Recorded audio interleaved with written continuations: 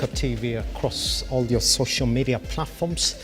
This is the Morning Drift. Thank you very much for taking your time to begin your day with us right here on Lookuptv. This is a review of what it is that you're waking up to today, a time when questions have been asked about the plan for the government to push austerity measures within its administration. As we start today, there are parastatals and their bosses who do not know their fate. The 290 parastatals that are enshrined within the ministries or different ministries within the country, 22 to be exact, have been called upon to voluntarily, number one, ask to be dissolved, or number two, asked to cut their budget back to 30%. Now, the president is also calling for these parastatals that are profit-making to turn in 80% of their profits back to the government as a way of realizing proper government business. But at the back of this, we are also asking questions whether the government is really true to this move for austerity.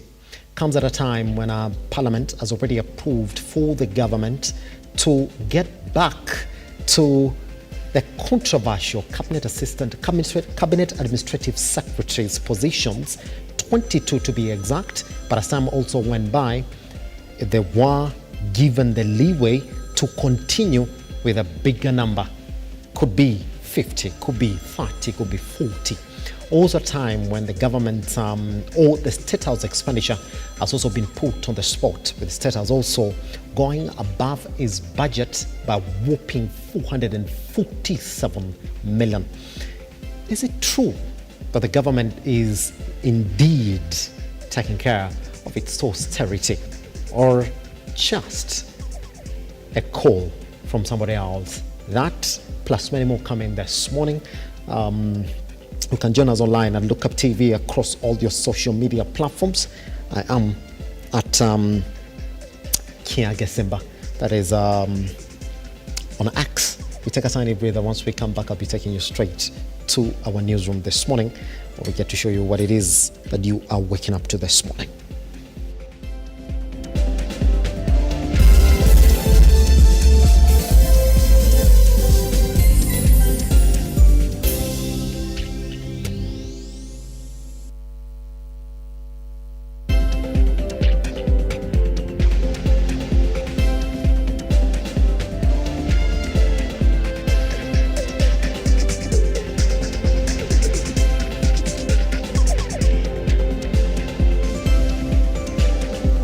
All right. Welcome back to Lookuptv this morning. Let's then take a look at the bigger stories that you are waking up to this morning in terms of your dailies. And I'm going to start with the Daily Nation this morning. It's talking about a nation of bribes. It's talking about how graft has entrenched the country. Talking about there is no free government service in Kenya.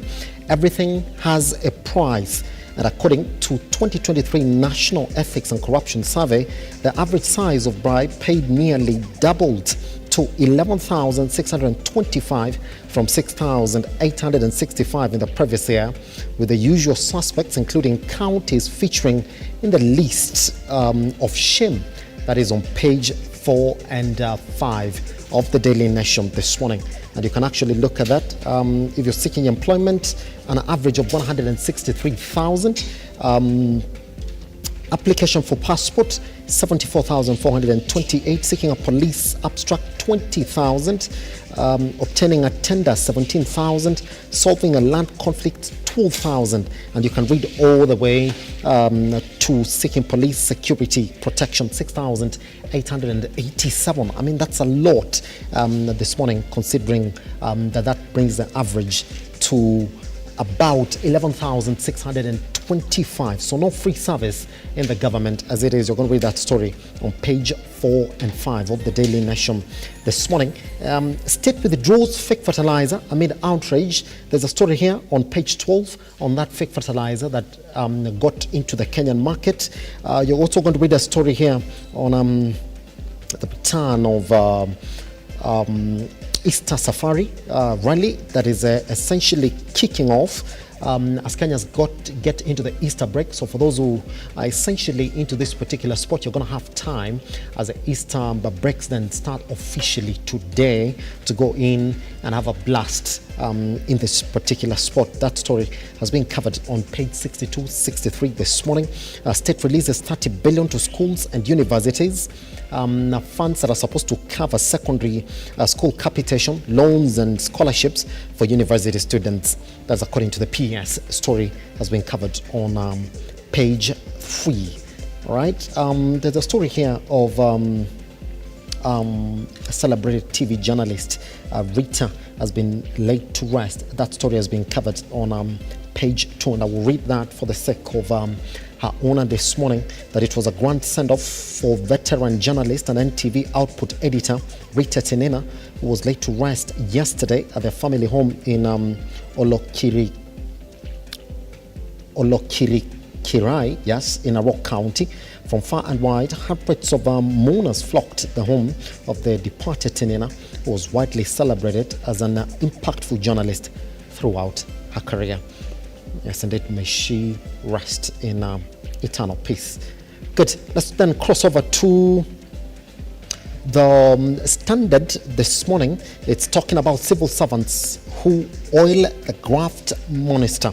Again, same story that has been given the headlines right here on the Standard. Anti-corruption chiefs say the state of the vice has reached alarming levels, with the public servants entrenching bribes for every service rendered, while Kenyans have become used to it, ingraining the vice in Kenya's way of life, that we have become used to corruption.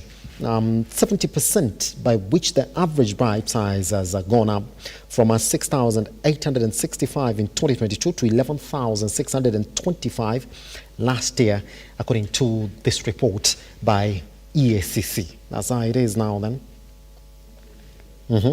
Police are still leading by 55.4%. Traffic police are actually leading in that department by 5.2%. Alarming immigration department 4.4%. Registrar of persons 4%, and public health at 3.5%. Government is at interior and coordination. It's at 47.1%, the biggest contributor.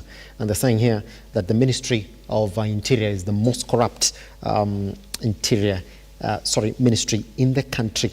There's also a story here on how non-hustlers protest. Nairobi traders are happy with Ruto high taxes, and which birthed the hustler movement and ultimately turned the tide against former President Kenyatta.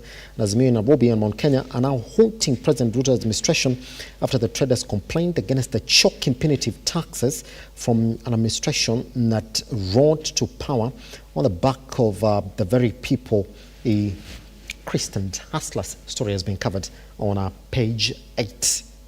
All right, 29 rally drivers in a safari showdown. Story has been covered on pages 47 and 48.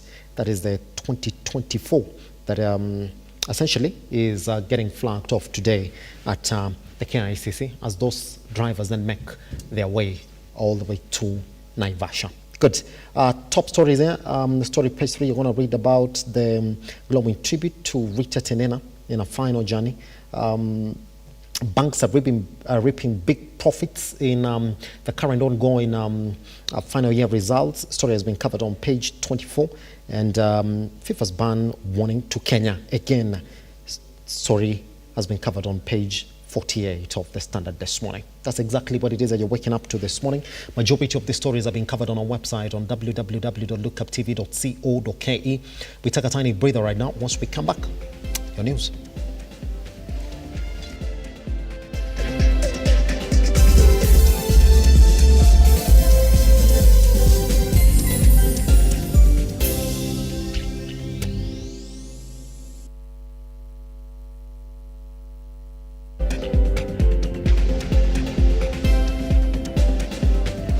Welcome back. The Dami National Ethics Survey report by ESCC has revealed that greed of public officers wanting quick services and poverty are top 3 causes of corruption in the country. The report further reveals that the Ministry of Interior is the most corrupt ministry, as Mevin Getembe opens our bulletin this morning. Speaking at the EACC Integrity Center for National Ethics and Anti-Corruption Commission, EACC has revealed in 2023 National Ethics Survey that overall national average bribe was 11,625 shillings in 2023, indicating an increase compared to 6,865 shillings in 2022. Kenyans giving an average bribe of 11,625 shillings in 2023. According to the report, service seekers pay the largest amount of bribe, of which 163,260 shillings were for those seeking employment, 74,428 shillings for those applying for a passport. Those who are seeking police abstract came third, while those obtaining a tender solving land conflict came fifth. On average, service seekers pay their largest amount of bribe at the National Transport and Safety Authority, the Judiciary, and Kenya Bureau of Standards. Don't give and don't ask. So, if you go for a service and somebody is asking you, don't do what? Don't give. If you are the one offering the service, don't ask. And when you are given or offered, don't do what? Don't take. If we do those three things. Among top counties where bribery is highest as released by the National Ethics and Corruption Survey 2023, Busia led, Baringo, Nairobi, Nakuru and Machakos. According to the report, other counties where bribery was at lowest include Embu, Vihiga, Nyeri and Nandi. A new report dubbed the National Ethics and Corruption Survey 2023, EACC said the amount was almost double the average bribe Kenyans gave in 2022. Minister of Mining, is it corrupt or not? This guy has never even seen Tanzanite in his life. What do you expect him to answer? But that person, when he tells you the police, there's a problem. The immigration, there's a problem. That man has queued for many months. Vin Getembe, Lookuptv. Interior Cabinet Secretary Kithure Kindiki has presided over the launch of a rehabilitation center in Emiritini, Mombasa County, as part of the government's efforts to curb illicit brew and substance abuse. As a Stanley Lugaria now reports, the government seeks to partner with county governments to ensure all counties have a rehab center offering affordable services.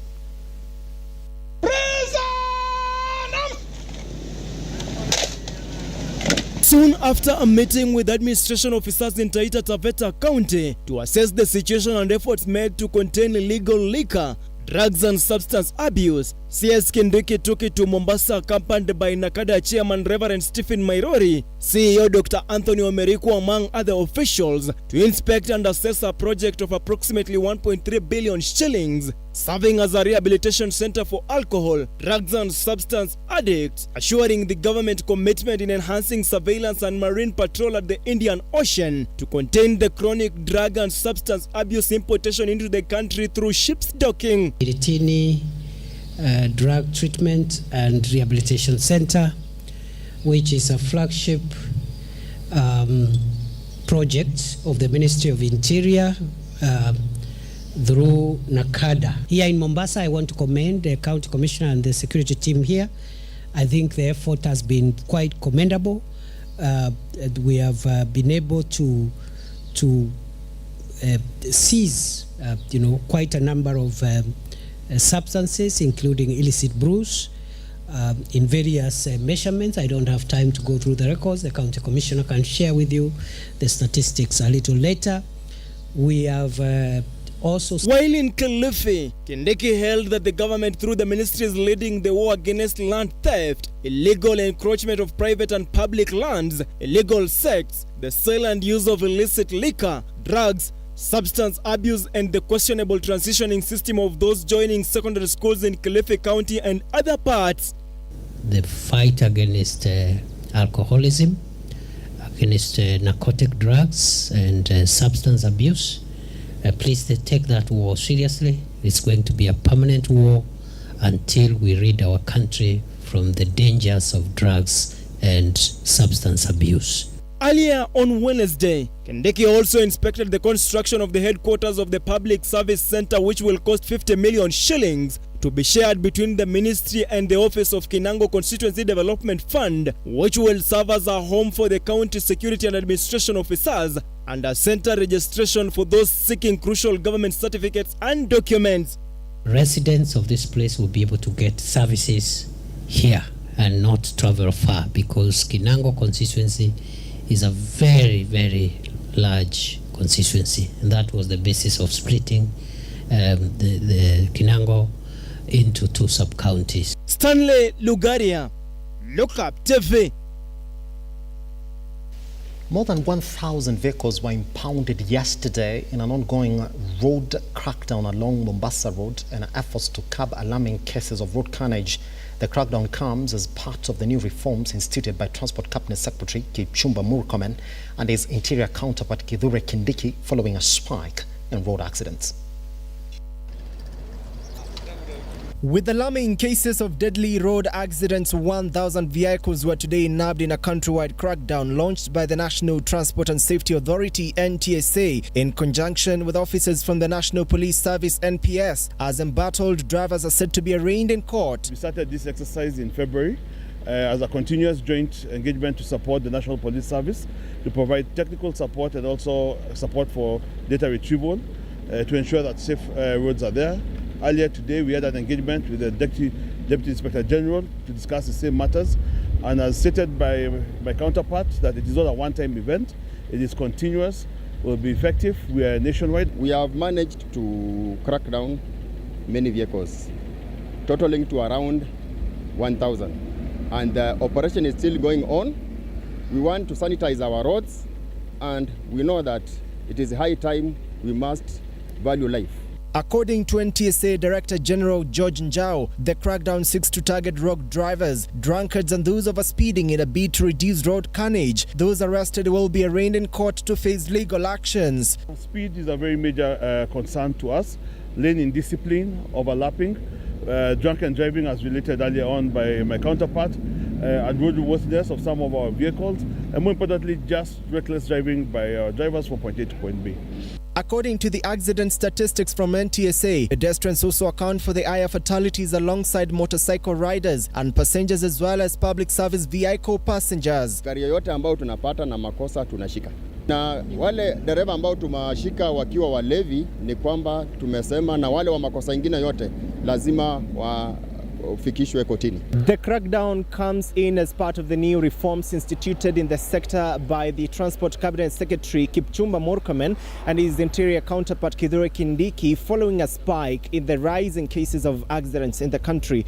John Matava from Machakos County, Lookuptv. The government has announced it will cater for the travel arrangements for the victims of Shakahola for families experiencing financial difficulties. In the same breath, the Kilifi County government has waived all mortuary expenses accrued while the bodies were preserved. This comes as the principal suspect, Paul Mackenzie, refused to allow the hearing of his case until his lawyer is present in court.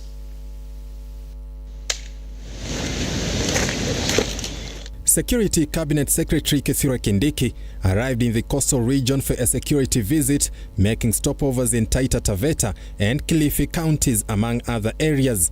While in Kilifi, CS Kindiki has revealed the national government will shoulder the transportation costs of the bodies of the victims of the Shakahola massacre to help families from poor backgrounds bury their loved ones.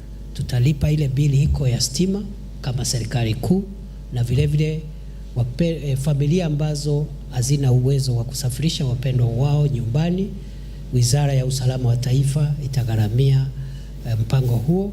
Additionally, Kilifi County has waived all the mortuary expenses for the victims who have been lying in the mortuary for over a year. Nashukuru serikali ya kaunti ya Kilifi imetusaidia kwa njia kubwa.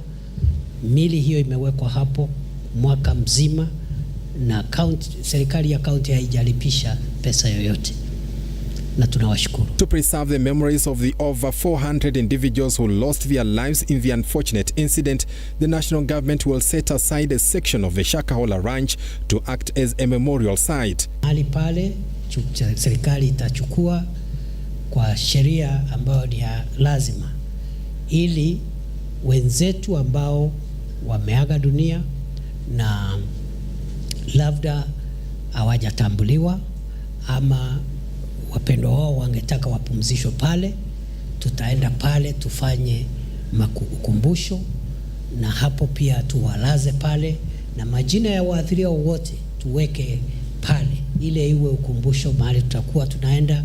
As families continue to pick their loved ones for burial, the controversial preacher Paul Mackenzie will remain in custody. The Malindi Law Court was forced to postpone the hearing of his case and several of his accomplices after the lawyer representing them failed to show up for medical reasons. Kuendelea bila wakili wa washtakiwa leo itakuwa ni kuhujumu haki za washtakiwa hawa, manake katiba inahitaji kesi kama hizi washtakiwa wawakilishwe. Na kwa sababu wakili huyu ni afisa wa koti hii ama an officer of the court, koti kwa leo itakubali kuahirisha kesi ili kumpatia nafasi aweze kufika kotini siku nyingine. Tende Anyula, Lookuptv. Deputy President Rigathi Gachagua has urged the Ministry of Education and the Teacher Service Commission to form a dedicated technical team responsible for the implementing of the recommendations outlined in the Presidential Working Party on education reforms. Addressing officials from both entities during a gathering at his official residence in Accra, Nairobi, Gachagua emphasized on the importance of collaborative efforts, highlighting that reforms pursued independently by the two agencies can hinder progress. The purpose of this meeting is for me to establish a technical team to harmonize the various views from the TSC and the Ministry of Education and have a common stand on the implementation of the recommendations. We don't want a parallel effort because it will not help the process. We cannot work at cross purpose. We cannot work differently because we are one country, we are one government, we are one people, and all this is to the benefit of our children, the benefit of the stakeholders of the educational system. So that we establish a technical committee to sit down and bring order and sanity in the approach of the process so that we don't work separately, because that will not help us. The educational sector is so important to our administration and to the country. That is why we have appropriated 27% of the national budget to the educational sector, and and the importance of learning and our children and the sensitivity around the school space. We cannot afford to get it wrong. There is beauty in harmony. There is success when people work together. It helps a lot when we all pull in the same direction. People may have divergent opinions, but there should be a forum where all those divergent opinions are brought together, harmonized, and then we get a common good. So muendelee, mutakubaliana, si ndio? Yes. Asanteni. So much to talk about this morning. See, the thing is, political discussions are not something that you can preempt. We never thought that this morning we're going to talk about corruption, because if we look at a topic this morning, we're supposed to touch on austerity versus reality, which we're going to get into, as Ruto plans to trim parastatals in the country through different means of voluntary dissolving. But for those who will not tell the president to dissolve, according to him, they're going to go home either way. But then wake up this morning and now the average bribe that you've got to pay in this country is around 11,600 thereof. But for you to get a government job in this country, you've got to part with almost 163,000 shillings. That makes the introduction to our discussion this morning of where we're headed as a country. NTSA is also back on the roads. Majority of motorists were arrested yesterday. Since the Transport CS Murkomen demanded for NTSA to go back to the roads, they have arrested 1,000 cars. 1,000 is a big number of all those vehicles who've been contravening traffic laws. So you wonder, were they acting in line with the police officers on the road. We touch on that as well. But most importantly, then, let's talk about austerity versus reality. That indeed, when the president says that we are going to cut down on expenditure and law smacking in this country, you look around and start asking the questions. If it is acting from an austerity perspective, is the government, as it is, living within its means? That's where the questions begin this morning. We're joined by Akal Simba, who's the national chairman, Kenya Youth Federation. Also joining us this morning, Kiprono Arab K100, development strategist, and Kennedy Odwenyo, who's the leadership and governance enthusiast this morning. Once we come back right here on the morning, we'll get the questions and suggestions coming in at Lookuptv across all your social media platforms. I am at Kenya Simba. See you on the other side of the break.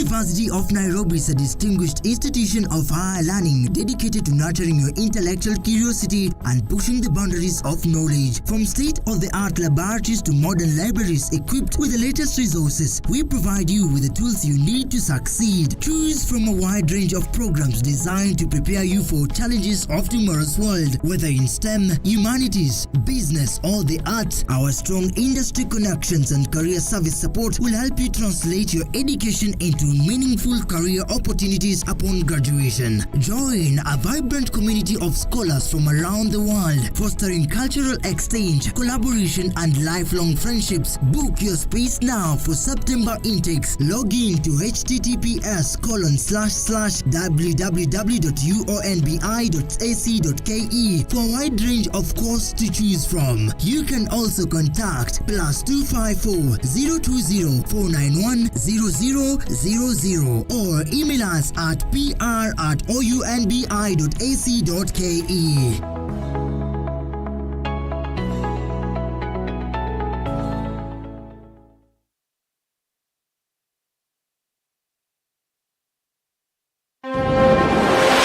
Come, let us show you place spot to build your dream home in Baraka Gardens, situated just 5.4 kilometers from Blue Post Junction along the Thika Gatura Road. Place finest with secure gated community, Margina Steamer Eco on-site, Usitans na stories za title deeds ziko ready. Plus, flexible payment plans and financing options. Pay 30% and clear the rest in installments. Get in touch, 20 site visit. For more information, contact 0794 333 222 or 0722 668 700 or visit our website www.mahasibuhousing.co.ke. Experience the beauty of Baraka Gardens today.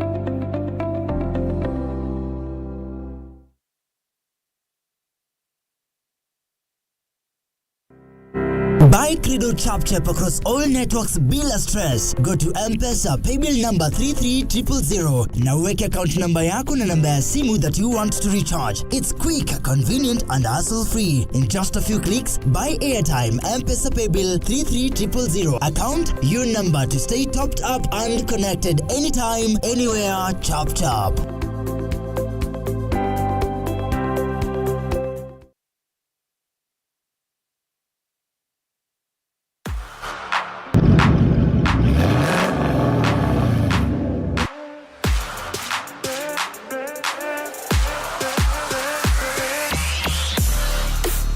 Welcome yet again to another explosive episode of the Daily Drive Show.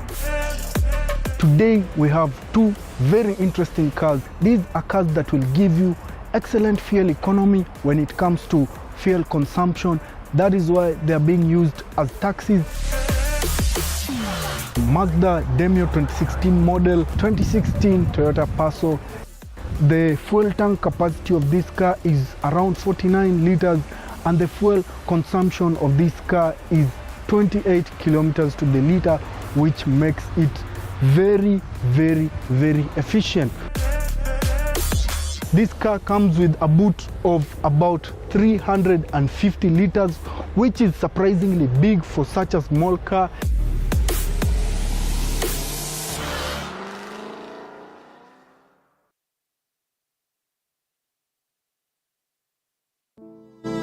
Save a Life is a non-profit organization that has taken the front line in transforming lives in the entire country. So far, we have transformed the life of over 100,000 people through our programs, which include medical support, youth empowerment, street family program, feeding program, and climate change.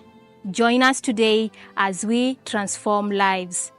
As we always say, service to humanity is service to God. Save a life, transforming lives.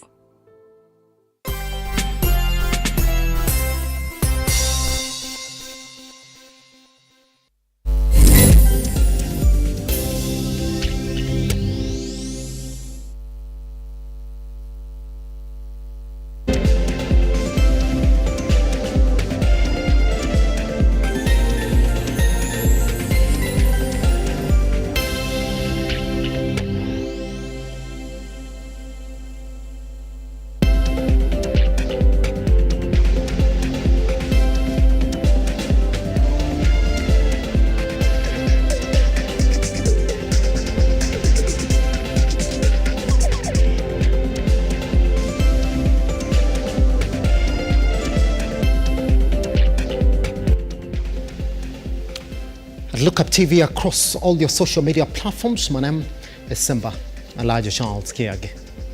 Now, this is what a report by EACC is saying. That we, as Kenyans, have made it a norm to pay a bribe.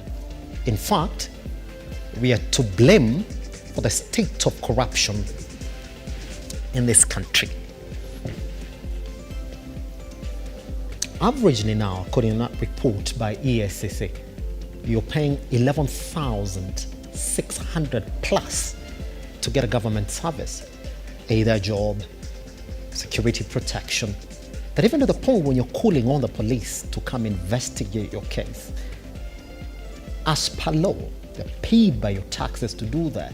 Again, you gotta pay the police.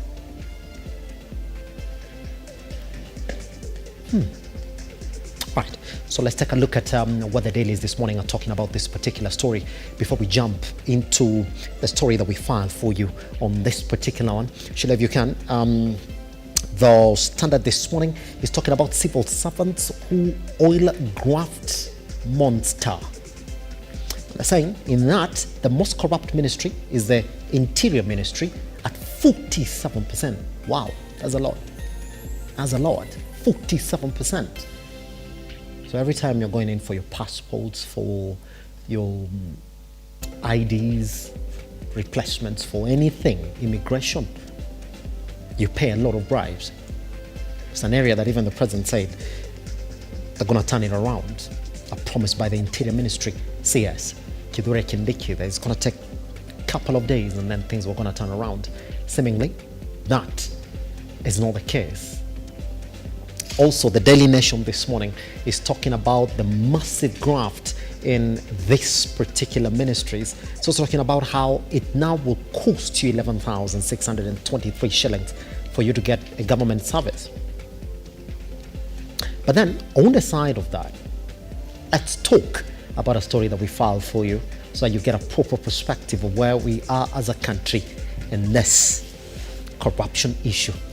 And once we come back, I'll be introducing the gentleman again who are joining us this morning so that we can delve into this plus many other issues that are getting Kenyans talking this morning.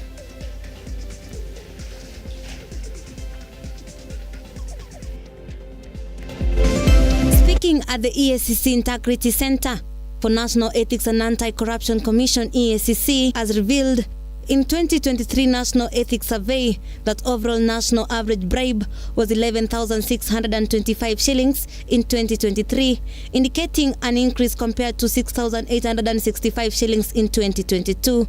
Kenyans giving an average bribe of 11,625 shillings in 2023. According to the report, service seekers pay the largest amount of bribe, of which 163,260 shillings were for those seeking employment, 74,428 shillings for those applying for a passport. Those who are seeking police abstract came third while those obtaining a tender solving land conflict came fifth. On average, service seekers pay their largest amount of bribe at the National Transport and Safety Authority, the Judiciary, and Kenya Bureau of Standards. Don't give and don't ask. So, if you go for a service and somebody is asking you, don't do what? Don't give. If you are the one offering the service, don't ask. And when you are given or offered, don't do what? Don't take. If we do those three things. Among top counties where bribery is highest as released by the National Ethics and Corruption Survey 2023, Busia led, Baringo, Nairobi, Nakuru and Machakos.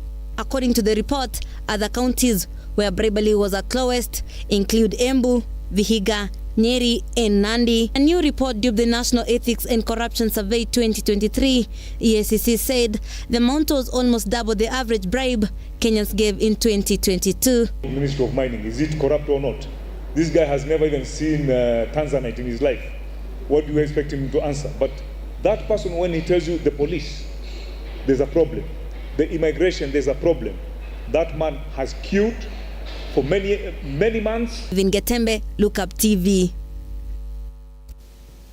That's it. It's almost double the bribes that we're paying in 2022 up to where we are right now. So things are getting worse by the day, as it seems. So this morning then, let me introduce the gentlemen who are joining us this morning. We do have one, Akal Simba, who's the national chairman, Kenya Youth Federation. Akal, how are you doing, sir?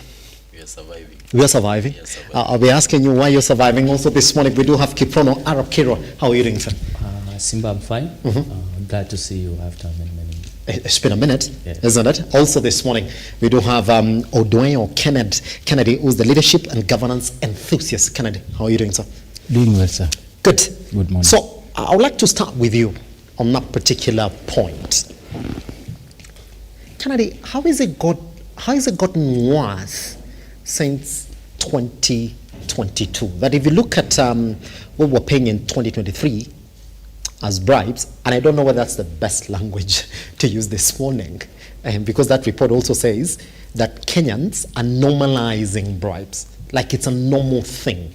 There's no free government service in this country. How has it gotten worse? In a government that came in and said, and you can go back to the president's remarks and you can get him saying, this time I will make sure there's no corruption in these ministries and there's no Kenyan who's not going to get the service that they deserve, who's not going to get the service that they really deserve. Good morning, Simba, and good morning to our viewers. I think as a population, we've just normalized lying to ourselves. You see, the fact that EACC itself is telling us that corruption has increased, it's just an indictment on their failures as an institution. Because you cannot come to say that, you cannot be proud as a head teacher of a school to report that last year we got 5 A's, this year we got 0. You shouldn't even be holding that job. A very simple example I can give you, Simpa, is the case of the Kisii governor, deputy governor who was impeached. Can you imagine someone going to report themselves to EACC that I gave someone a bribe? That person is free. That's a very straightforward case. Because a bribe is not just to public servants. A bribe has a giver and a taker. Both of them commit a crime under the Bribery Act. EACC are jokers. It's an institution that is just wasting our money. Most of them are just blackmailing people, public servants and all those people for their own personal gain. I can tell you that for free. Otherwise, have you ever seen any serious case they have ever convicted? Tell me any single case they have ever convicted. They are very good with theories and stories on TV for their own personal benefit. So for me, EACC is just one of the many. In fact, I'm sure we'll be having a conversation about Parastatals. If there are entities that are wasting our money, are entities like EACC. I just think corruption, you know, as a society, we massage crime by giving it fancy names. Corruption, why do we call it corruption? Why did we have to create a good name for it? Is it because it's the rich who steal or the big guys in big government offices? That is stealing.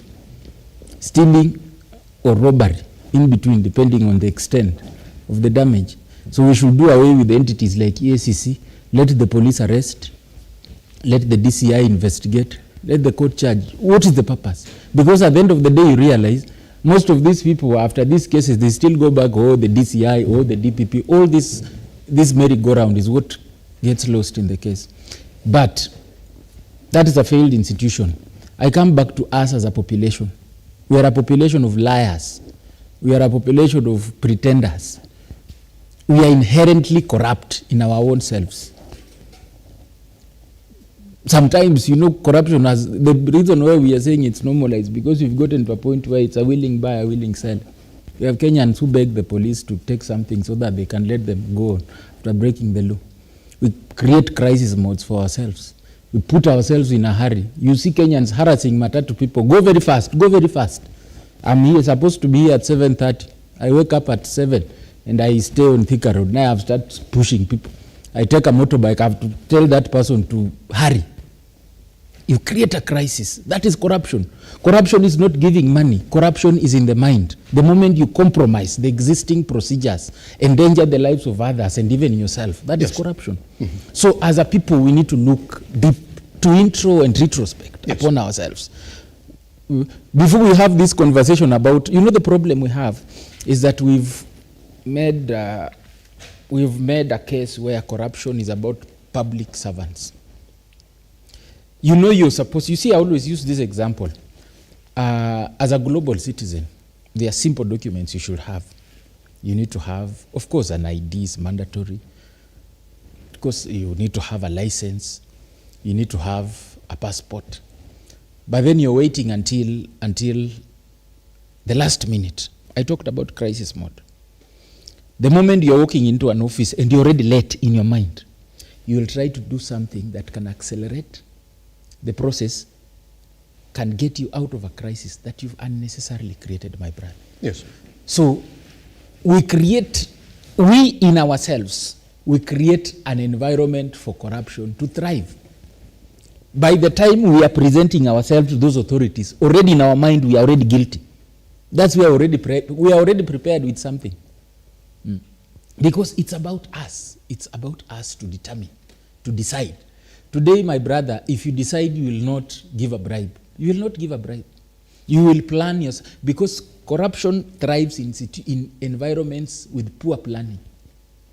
Zero planning, in fact. You don't plan yourself well, so you find yourself in a hurry, you're in a crisis, so you have to find a way around the procedure. So for me, on the issue of corruption, we don't need institutions. We need just us as a population. Isn't it? But the report says that we've normalized it. We have normalized, and I have given you a chronology of corruption in this country. Yes, and that's when you said that if indeed I give out a bribe and start reporting that I've given somebody a bribe, that will be us fighting corruption, isn't it? If I give out a bribe, yes, because these government officials do expect that I give out a bribe, and then I report that I've given out this bribe to a certain official, that will be me fighting corruption as opposed to enabling it. You see, for example, it will be one way, but I'm saying I believe in preventive as opposed to curative. It's okay as one of the ways. Even EACC itself sets up traps. The government, all those people will use others to get to fight crime. Yes. From where I sit, what we can do is, if you realize that Simba is not offering this service the way it should be, also, that's where corruption starts from. So we have an obligation. First, plan yourself well, organize yourself, commit yourself to the anti-corruption charter from a personal perspective. Because like I said, the moment you are not in a crisis, then the probability of you being tempted to give a bribe is very minimal. If you are on the road and you are following the road rules, the speed limits, you are not overlapping, you are not doing, deep inside yourself, already the moment you've disciplined yourself and you are law-abiding and crime-stopping citizen, the probability of you giving a bribe is low. Like I've said, corruption thrives in an environment of poor planning, and because of poor planning, there's poor enforcement. So I believe as a person, once I've done my best, then if you desire a bribe from me, I have a responsibility to stop. If I cannot prevent, preventive is from your own, is from your end. Yes. Now curative is a situation where you're in a situation where that situation has been imposed on. So you have a responsibility to report it. Yes. And we have reporting mechanisms. Does that? I'll be coming back to you, Daniel, on that, because that's where the conversation begins. That how are we going to fight a crime that we've normalized as a country? In fact, we even have the average. It's not uncommon for us to say that today if I need a passport, I'll get it. It'll take me 3 days. And as a journalist, as a person in the media who's supposed to be very factual, if I'm put to the spot, I will give you examples of where I've seen it happen in real time, where somebody's asked you for money, the convenience fee, to get you a service. That even when there was a deep crisis at the immigration department, if you needed your passport, Kiprono, within 3 days, when every other Kenyan has been crying about how they've waited for even 3 years to get that particular document, you would get it. In fact, if you asked 10 people, they will tell you the average amount that you need to pay now to get that particular passport. But then, on the back of that, guess who's been alighted as among the top performing CSs in the government? One CS, Kithure Kindiki. But guess where there is a rot in this particular government? According to EACC, the Ministry of Interior, contributing 47.4 of that corruption index. I tend to believe, for the case of Professor Kithure Kindiki, he is not the right man for the job. Because you even look at, yes, he is rated as a best performing CS, but then there's a lot of corruption in the ministry. Yes.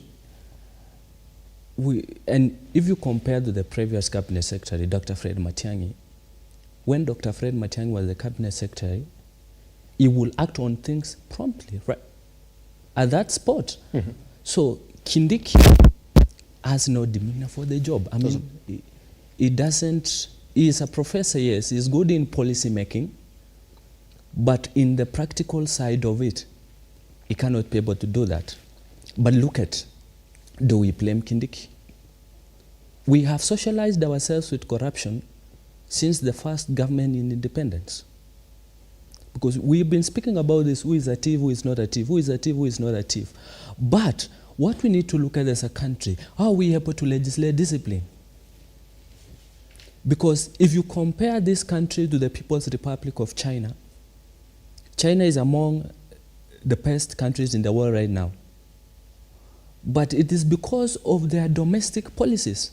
You're not going to have a good foreign policy outside when you don't have good domestic policies. That calls for legislation to return the death penalty for the corrupt individuals. Yes. How many members of parliament have you seen here? They were in jail for 60 days, and because you are affiliated to a political party, the system, the justice system is compromised, and you come out. What we need to do is to legislate discipline. And discipline, as I agree with my colleague here, discipline starts with you, as Kiage Simba.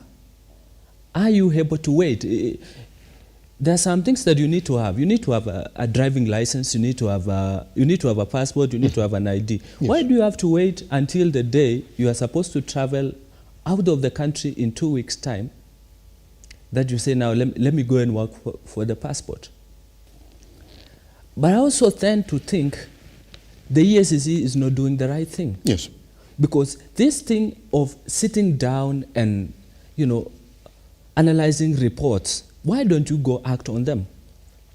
Because I've never seen EACC, people who stole KEMSA money are working scot-free. They are known thieves. They are working scot-free. What EACC does is just running on and on with PR stunts in this country without results. Because I do expect, because what we need to do, I do expect that if EACC was serious, Yes. people who stole Kemsa money are known, even by the intelligence themselves. But they are working scot-free. You meet them in town. What we need to do as a country is first change the leadership style. From sitting in those offices, analyzing those reports, to coming to the ground to check what is happening. And the approach by Kindiki, the other time when he went to Nyayo House for cleansing of the immigration department, was a good approach. Has he gone back there? That, I mean, the Interior Ministry is at a crisis in this country. In Baringo, you've also seen, this is not related to corruption. Close to 15 schools have closed. Yes, actually 16. 16 schools Yes. have closed because of the banditry. Does it mean we are not able to fight banditry? Do you talk to a bandit with a soprano voice? Do you look at a bandit smiling? No. I mean, come on, Kindiki. Tazam, Akao, that we are to blame, according to EACC. That EACC's report says that it's so much ingrained to the point that Kenyans have normalized it, that there's a convenience fee that you gotta pay when you go for these government services. So fighting it in an area where Kenyans have normalized is gonna be very hard. That those who are paying are getting these services. Those who have the 160,000 to get this government job are getting this service. Those who have this 8,000 shillings for the police are getting police justice.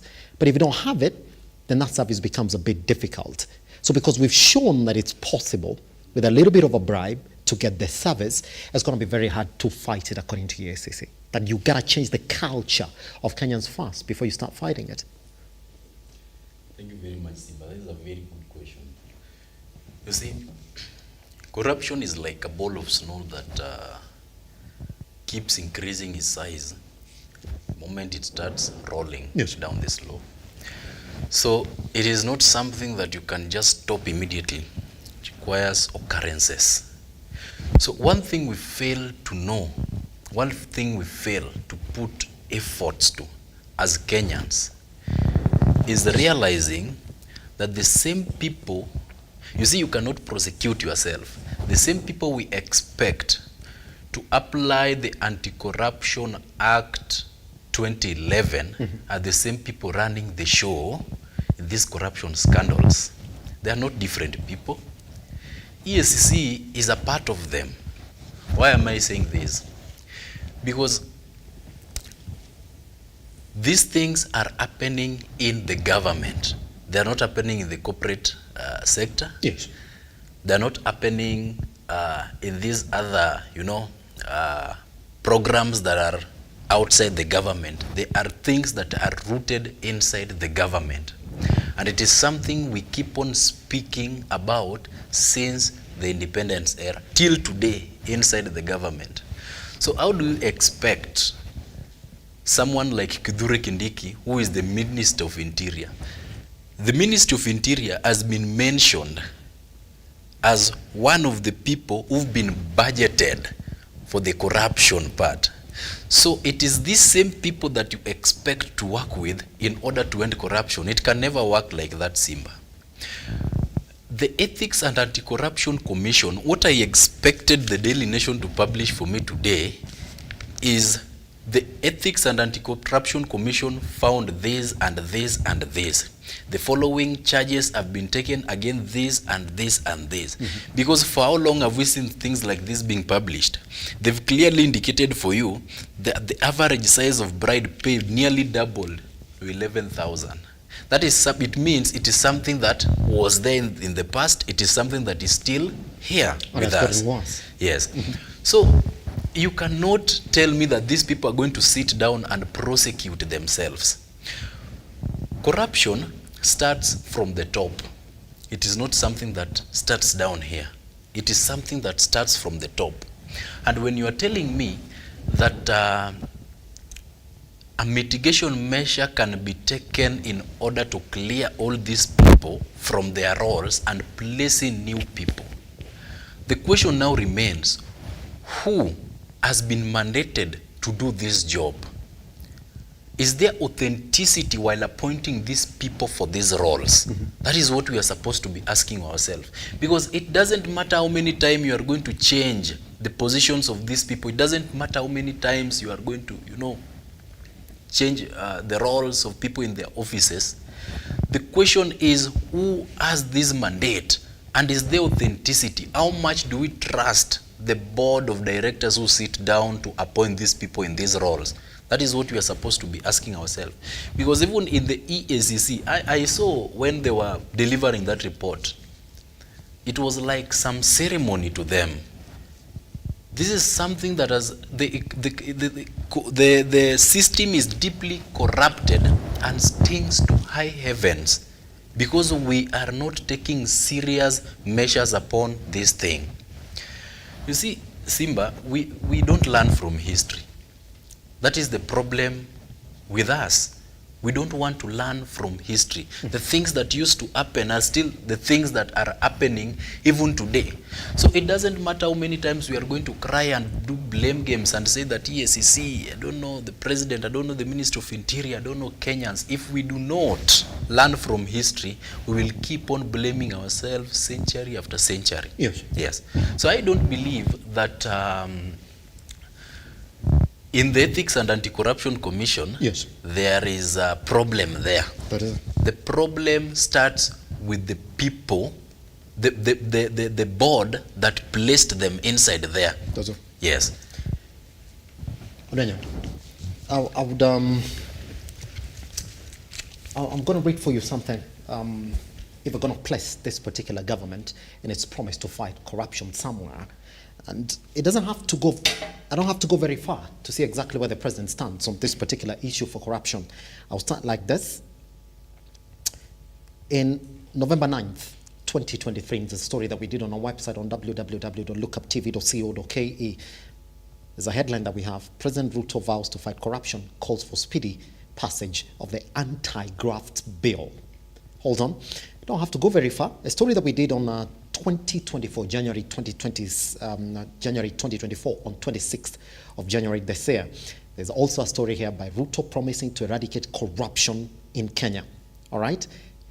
Jan 2024, 10th, again, the president is on notice saying no arm of government will be spared in the fight against corruption, Ruto vows. I mean, I have to go back again. A story that we did on January 2024. Again, President Ruto says 3 arms of government to work together to fight graft. Okay? 11th Jan 2024, Ruto fight to end corruption in government. There's so much promises from the president to end corruption, and even this anti-graft bill. There's even bills that we've not seen really come to fruition. The state capture bill that we was so much promised that was going to eradicate corruption in the country. But we haven't seen it. But then the EACC report comes in and says, you see what you're paying in 2022 now, we've realized, but the majority of Kenyans are paying double. Is it ever okay for us to say, on the fight of corruption, I mean, since we had the Kenya Kwanza government, it's gotten worse. So you guys are failing at the biggest promise that you made during your campaigns. Thank you, Simba. From where I sit, I believe this is a monster that has been with us, and we've fed it to its fattened stomach. Yes. But I think if you look at what the Kenya Kwanza government has been doing, you realize we were at a state of almost eruption. Yes. But if you look at some of the decisions that have been made by the government in trying to curb corruption, especially in public institutions, you look at the single payment system where all government services are supposed to be paid through one single pay bill. Yes. That is one of the master strokes of fighting corruption in public institutions. If you want to know how corrupt we are and how we are condoning and abating corruption, you saw the resistance, people coming up with a lot of excuses. Oh, there are people who pay school fees using firewood. There are people who pay school fees using boga. How will they key it into the system? People are joking about it. Schools have been some of the greatest centers of corruption by the parents and the teachers. So when this system came in, this system is trying to ensure fair value is given to the parent who pays school fees using firewood. Yes. Because, for example, let's say a sack of sukuma wiki, the fair market price is 5,000. When you bring that, I'm telling you, Simba, for free, if you bring that sukuma wiki to the school will equate it to, let's say, 2,000. The farmer has lost because he has no option. So with such a system, what the system was trying to ensure is that if the fair market price of firewood is 5,000, one load of is 5,000, then we convert that firewood or that sukuma wiki or that cow or that maize to that fair market price, and then now we input that money through the system, which will be accounted for now, later, through the produce. That's one way of curbing corruption, because you are taking advantage of parents who cannot afford to bring cash. There have been a lot of collections, cash collections in schools, hospitals, and all that. Now, what the government is saying is everything should be paid through so that there are accountability. We are also trying to invest in e-mobility and cashless systems. One of the reasons why the traffic department and the road has been one of the most corrupt is because of that cash. The police know there's a lot of cash floating around that is not accounted for. People don't pay taxes. So it's easier for them to collect money from those people because they have cash. But if we go cashless, like the government is aspiring through its policies and all that, then you realize a police will not allow you to send them money on M-Pesa. A corrupt police officer or traffic will not allow them. So which means there are strategic and intentional measures the government has been trying to put in place. But I still go back to my original point. Yes. The first point I talked about was that it's us. It starts with us. So the government policy and laws do not operate in a vacuum. Ndugu yangu, hata upate mbegu mzuri aje, ukipanda jangwani, hamna utakachovuna. Ukijaribu kumkamua kobe, hata utumia rimis ama mafuta gani, hamna maziwa utakayoyapata. So it's us, we need to clean our minds. We need to realign our aspirations to that what we want. We cannot be purporting to fight corruption, but we are corrupt in our minds. It's very difficult. So I've told you the government side, but it comes to us. We have an obligation to prevent. And if we can't prevent, then we have an obligation to cure that disease that we have imposed on ourselves. Pretty much. Like I've told you, my friend, there's a role we play. Corruption has been normalized to the extent of willing buyer, willing seller, where we are negotiating how much I'm supposed to bribe you, as if I'm buying a goat from you. Everyone must get fair value for their product. Pretty much. Guess what? On the same breath, gentlemen, just since we're talking about corruption as well, we do have the news that over 2,650 bags of fake fertilizer that was supplied to farmers in the country has been withdrawn. In fact, the story here is that President William Ruto's aide, Farouk Kibet, on Sunday called for speedy arrest of the individuals who have wanted to use the fertilizer subsidy program to enrich themselves at the expense of farmers. Let's take a look at this particular story because it's still touching on corruption. We'll come and ask the question whether indeed the government has failed on this fight against corruption and why the headline should be this gentleman in the fake fertilizer scandal have been arrested. Let's take a look. Exposed fake subsidies fertilizers, farmers across the country continue to complain about the heavy losses they've made. In Mugumba, Siuru area, Kirinyaga County, angry farmers who fell victim to the fake fertilizers now claim that the fertilizers got waste manure. Hii fertilizer tulinunua tukakuta iko na ile dropping ya mavi ya mbuzi. Alafu kunuka inanuka mavi ya mbuzi. Gunia ndani unakuta haina ile lining ya karatasi ya nylon ile inazuiaga fertilizer ili isishikwe na maji ama isiharibike. So kukuja nyumbani tumekuta fertilizer iko na mavi ya mbuzi, inanuka mbuzi, iko na mpaka manyoya ya mbuzi. Tumepigwa na mshangao kwa sababu kile tumepata sio kile tulitarajia. Tunakuta fertilizer ile iko mbele yetu sasa na mumeona mangunia fertilizer yenyewe iko na mchanganyiko wa mbolea ya mbuzi ambayo kama ndio tungetaka kununua labda tungeipata kwa majirani zetu, lakini hatukufanya hivyo kwa sababu tulikuwa tuna trust serikali itatuletea kitu ambacho kimedhibitishwa, kimepimwa na kimepitishwa na KEBS Some of the farmers painfully narrate the challenges they went through to purchase fertilizers, some going to the extent of selling their property to acquire large amounts of fertilizers. They're now calling on the government to quickly address the matter and give them deprive. Kwa nini ukiwa serikali yetu itufanyie mambo kama haya? Tunakuuliza tafadhali tusaidie. Kama utatuambia utatuma wa agriculture hapa watuambie hii itatusaidia, tutaridhika na hayo. Ati fertilizer tunaitoa kwa makumbi ya serikali, kumaanisha kabla ingia kwa hizo stores za serikali lazima kungekuwa na mtu wa kudhibitisha hii fertilizer ni fertilizer halali, fertilizer mzuri, fertilizer yenye inafaa. Si tukiangalia kwa TV tunaona tu hadithi, hatukuwa tunajua kama inaweza tunaweza jipata hapo sisi wenyewe. Faith Charles, Lookuptv. A story by Faith Charles. And Kiprono, here's the backdrop to that. And we have to keep on looking at the notes of the president when it comes to the plans for his government to really fight corruption. And this is what he said in the State of the Nation address that happened towards the end of last year. He said, "I've given my assurance to the people of Kenya that cases of misconduct and corruption shall be dealt with ruthlessly, expeditiously, with finality." Goes on to say, "I ask this honorable House to finalize the Assets Declaration and Conflict of Interest Bill to further tighten our anti-corruption policy framework and eliminate the space for those who want to steal our money and property." All those, even with his biggest program, the fertilizer subsidy program.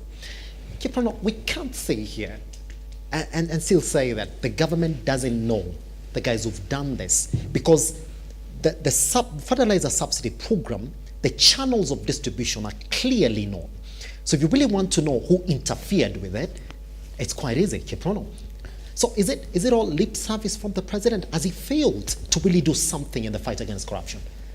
First, Simba, let me sympathize with the farmers who have been involved in these issues, because I'm also a farmer from Bomet County. Have you been affected? Yes, mostly I've been affected because we do plant maize. But the issue here is that the president has a goodwill to assist the people through fertilizer subsidy program. Yes. The cabinet has a goodwill. But there are some people in government who are sabotaging the president's agenda. Is that what it is, Kiprono? Hold on. Is that what it is? Now, just hold on. For every other Kenyan who's listening to this morning, they're saying that goodwill is not going to be enough. Because the question is going to be, how long did it take us to pass the housing bill?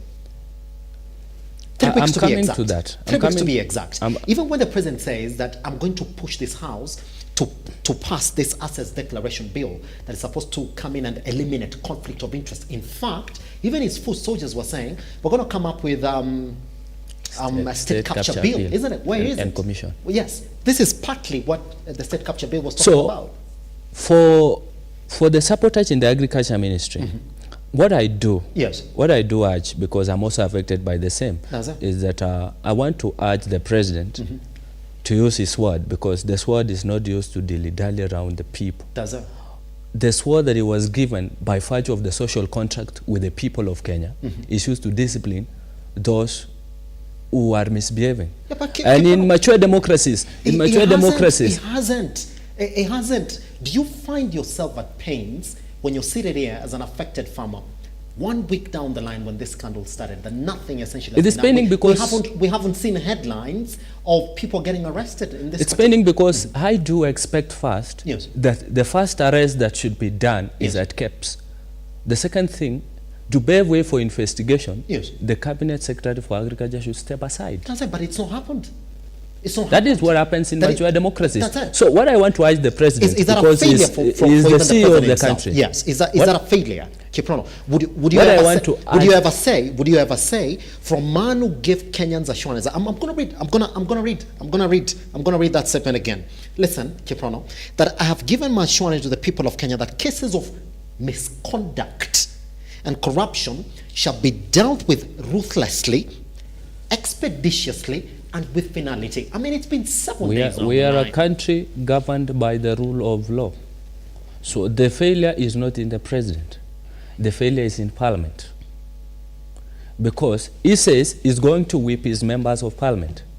So it means the work of whipping the members of parliament to support that bill and pass that bill lies with the leader of majority, the Honorable Kimani Ichung'wah. Does it? And yes, Kiprono, and I hear you. Majority I hear you. whip Silvana Sosoro. And I hear the direction that you're taking, but I mean, when it has come to whipping members of parliament to support a finance bill, to support a housing levy bill, to support issues that the government has essentially wanted to do quickly and, as the president says, expeditiously, it's not taken long.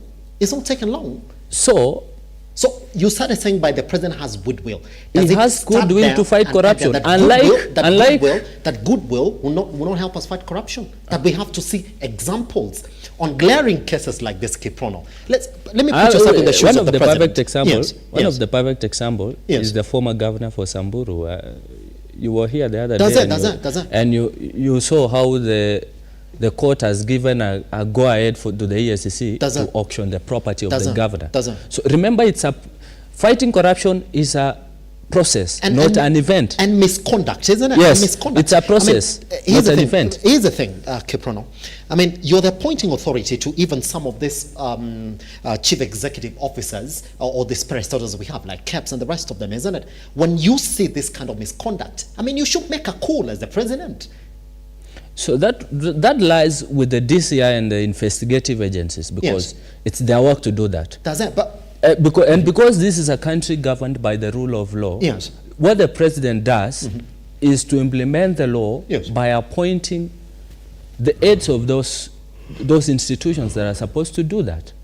So the road there and the sabotage that is there is in the juniors, because the president can call the National Security Council and even declare corruption a national disaster. But he hasn't. But even if you declare it a national disaster, and there is sabotage still, I think it's not going to work. What should happen? Instead, what should happen? The president should move with speed to whip the members of parliament to pass these bills, because we are a country governed by the rule of law. And for the state capture, the promise to form a state capture commission. This is a country of the struggle between the ruling class. The president gave a commitment, but as soon as the president spoke about forming a state capture commission, and even Honorable Kimani Ichung'wah spoke about sponsoring a bill to parliament to form a commission of inquiry on the state capture in this country, who are the first respondents to respond? It is azimio. They went to the streets hiding behind the cost of living, because they know most of the people are going to be affected if this state capture bill comes into effect, is in that cycle of azimio. Why? It's because this has been happening since independence. And the best way to approach state capture is by opening the Ndungu Land report. We don't need bills in parliament. The president just move to authority, open the Ndungu Land reports, open the TJRC reports. I mean, that is where the real damning reports are. I told you last time I was here, that these are the reports that if you opened, the country will be at peace. So for State Capture Commission, the opposition has been used as a tool to defend state capture. But on the basis that they've not even come up with that particular bill, that they've not even formed it. It was derailed by... But remember, they came in on the basis that whether we like it or not, they're going to come up with that commission. It was derailed by... There was a threat of division in the country when the opposition went to streets in the name of the cost of living. Yes, but Kiprono, if in the National House, they will never be derailed by anything. We've seen it. They've got the majority. And they've shown that when they want to pass something, I'm coming there. Pass it. I'm coming there. Yes. When we spoke about the State Capture Commission, yes, the opposition went to the streets in the name of the cost of living. Fine. Kiprono, when they went to the streets, what the president did, because he's the father of the nation, he convened the National Dialogue Committee. In the National Dialogue Committee report, each party comes with their demands. And I've not seen the state capture. There are demands that are harmonized in the committee level. But the government didn't come up with state capture.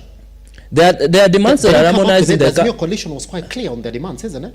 Then the government should have come in and said, well, we also want to form a state when somebody comes, when somebody who holds more than half of the population of the country comes and threatens you in the table and tell you, anytime you will need to open a state capture commission, we are going back to the streets. Kiprono, there was no agenda for state capture commission.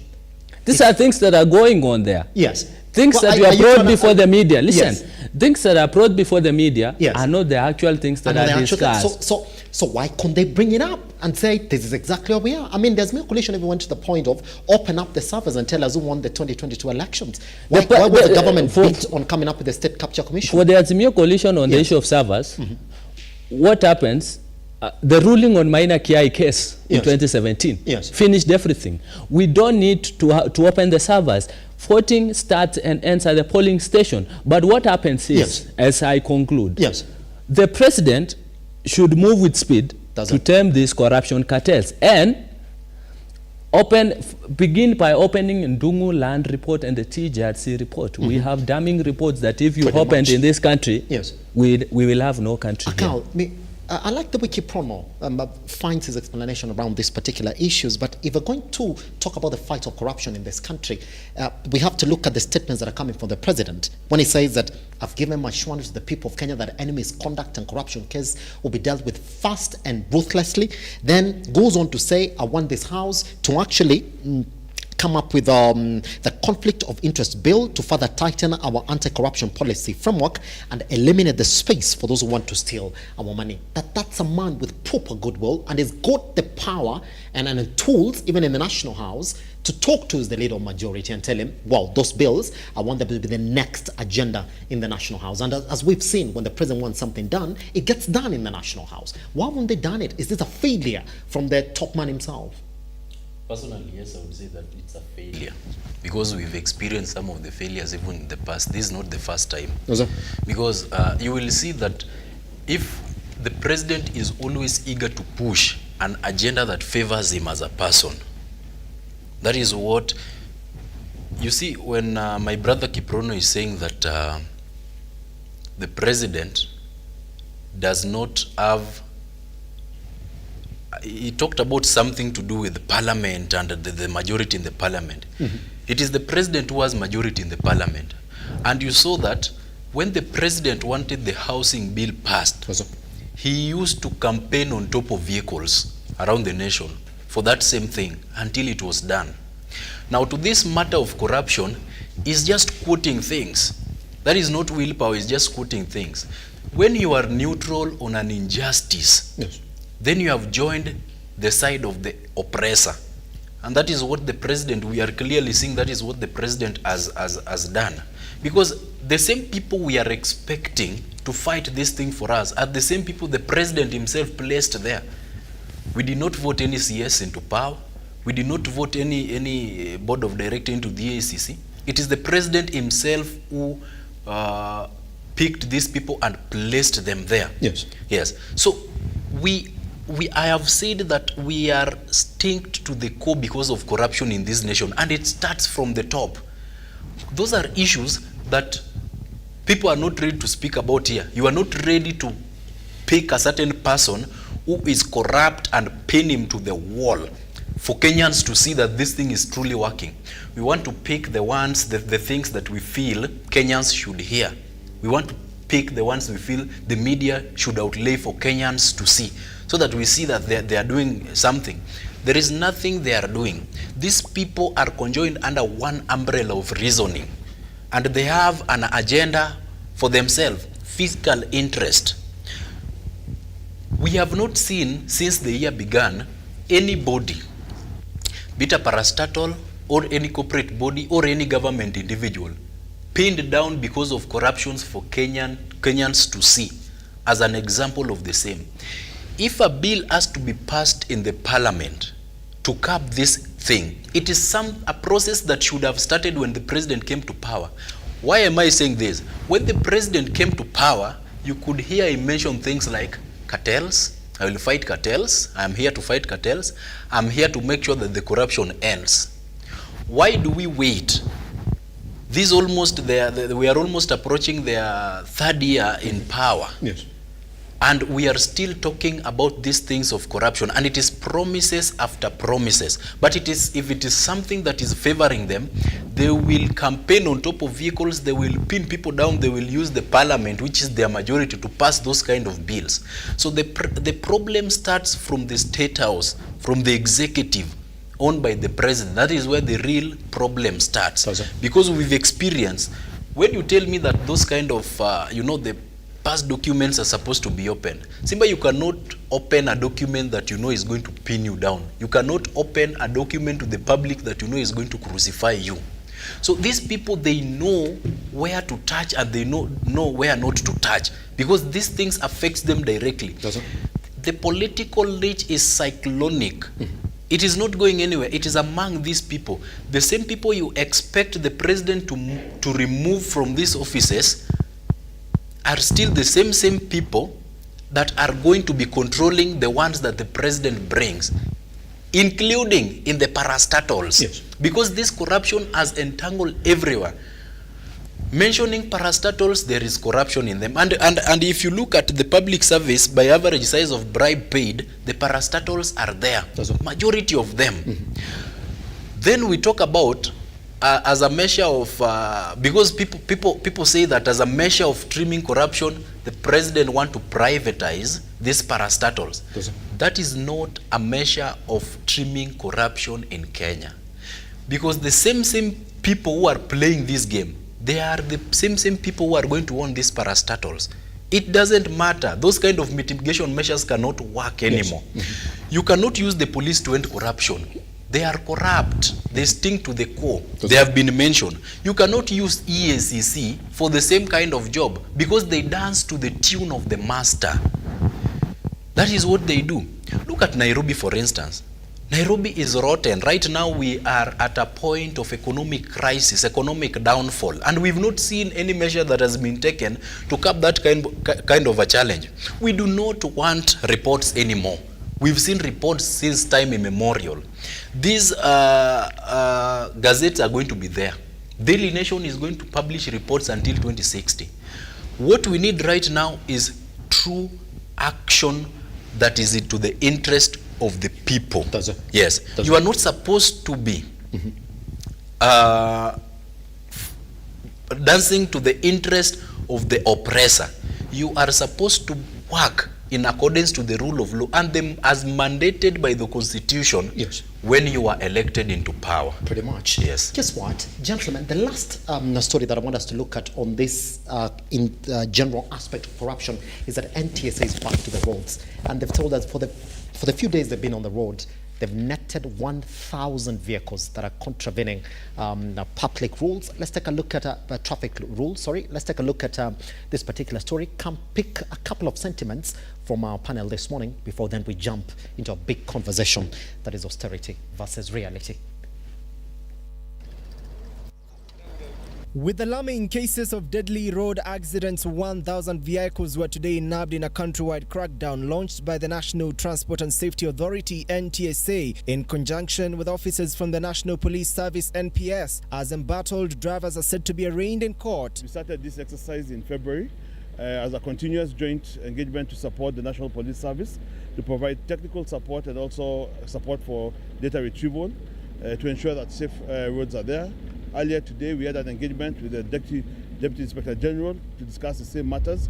And as stated by my counterpart, that it is not a one-time event, it is continuous, will be effective. We are nationwide. We have managed to crack down many vehicles, totaling to around 1,000. And the operation is still going on. We want to sanitize our roads, and we know that it is high time we must value life. According to NTSA Director General George Njau, the crackdown seeks to target rogue drivers, drunkards and those overspeeding in a bid to reduce road carnage. Those arrested will be arraigned in court to face legal actions. Speed is a very major concern to us. Lane indiscipline, overlapping, drunken driving as related earlier on by my counterpart, and roadworthiness of some of our vehicles, and more importantly, just reckless driving by our drivers from point A to point B. According to the accident statistics from NTSA, pedestrians also account for the higher fatalities alongside motorcycle riders and passengers as well as public service vehicle passengers. Gari yoyote ambao tunapata na makosa tunashika.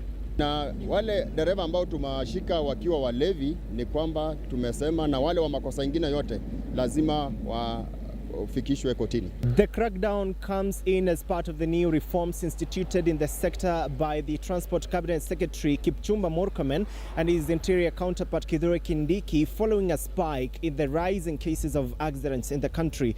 John Matava from Machakos County, Lookuptv. You know what, still in the conversation of corruption, I want to take 2 minutes each for this particular remarks. One day, 1,000. People said, oh, so they were there. They were in existence, but operating without these arrests. Another case of corruption on public roads that have led to these accidents. Simba, you know, I already told you that we are jokers. You know, living in denial. I told you, there's a day I told you, we are living in denial. Is the biggest burden you can put on yourself. These ones are jokers. One of the reasons why I'm supporting the president's Haiti mission is so that some of these guys can go do some serious security work. Because they spend a lot of time wasting our money dealing with harmless people. Do they have the capacity? These are the people who, you see, you cannot tell me that you are licensing me. You are the one who is approving, certifying that vehicle, and then you want to come arrest me later. You know, I'm telling you, we are a very reactive country. We do things for the camera. People will die. We'll go dance in their funerals. We'll contribute, give them majesty send-offs. Yeah. And we'll wait for another round of deaths. 1,000 vehicles. And that's the reason why sometimes I also have a problem with the media. Identify. They are saying they have arrested 1,000 people. Identify those 1,000 people. Follow up the cases. They are telling you they'll take them to court. Find out how many will go to jail. Or how many will pay fines to the government. Just find out. Even go to Milimani here. Find out how many people pay fines to the government. So these stories, you know, we joke around with people's lives. And that's why sometimes when we were talking about corruption, and I think I sympathize with the president. I sympathize with people in authority because sometimes it's like a home. You can have a naughty daughter who sneaks a boyfriend while you're asleep in your own house. And that young man will sneak out at 5 a.m. It cannot be entirely on you. But at the same time, we have negative opportunities, especially in sunrise opportunity areas where people are looking at. You see, when you come in and you have a lot of good things, there are people who will take advantage of those spaces. We are talking about the fertilizer. I cannot put that blame on the president. I may not even put that blame on the CS. My only concern, that's why we talk about investigations, useless things. You see, corruption is the easiest crime to deal with. NCPB has a system, serialization. We know who brought this fertilizer. They brought at this time. From sack number 1 to 50. And from which company? Sack number 1 to 50 has sand or stones. Why do we need to shut down NCPB to investigate? Money came to a public account in a parastatal or a ministry. This money was withdrawn. This road is worth 5 million. It was used 10 million. If we can analyze evidence, 2 lorries of evidence in 14 days and give a verdict in a presidential petition, what becomes so difficult to just pick information from a computer? Today we should, if ESs who are serious, they should be telling us, the person who brought this fertilizer is so and so. If that person, now we want to blame the president, if that person was given instructions by the president, he can tell us in court. But these things will fizzle out. That's why I'm telling you, even these NTSA things on the road, those are useless institutions. NTSA, my opinion, that's why we talk about ballooning wage bill and austerity measures. These are some of the institutions that are doing nothing, wasting our fuel, wasting your time as the media. You should be covering serious things. They are wasting your time there, wasting our airtime. As a people, as a population, I want to tell you, Simba, accidents cannot be stopped by the police. It's not the road that causes an accident. It's not the vehicle that causes an accident. it's the driver that causes an accident. It starts with how we validate, we certify them, how we train them. And in us, I talked about the crisis mode. The crisis mode, we are always in a hurry, and then I know I can meet Simba as a policeman and I'll call him aside. We normalize that. But if we fix ourselves, and then these people, instead of doing press conferences, they now execute their mandate. It's not their job to give press conferences. They are supposed to communicate their results by their actions. There's one day I said, if you keep telling people what you're doing, just know you're doing nothing, my friend. Pretty much. Guess what? Gentlemen, I'd like us to take a tiny breather. Once we come back, I will give you 1 minute each to weigh in on what NTSA is doing on the roads. 1,000 vehicles in a day. That tells you that they've been there under the watch of traffic police officers on these roads. Another case of corruption. So once we come back, then the big conversation for the day is austerity versus reality. What the president is saying is that we need to trim our expenditure, but are they doing it themselves, or it's just one side they're walking up to? Once we come back right here on the Morning Drift, my name is Simba Elijah Charles. Here again.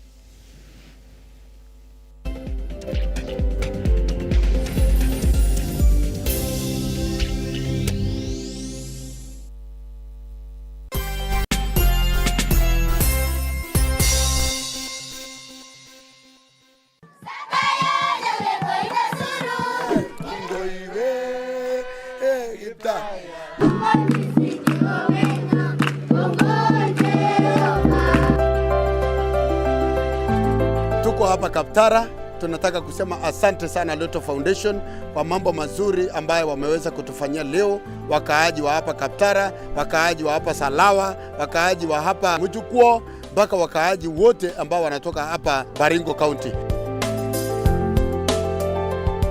Naambia Loto Foundation asante kwa kazi nzuri wanayofanya. Mungu awabariki.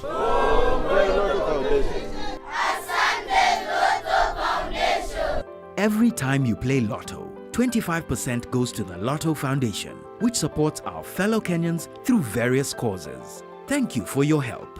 Together, we are changing lives.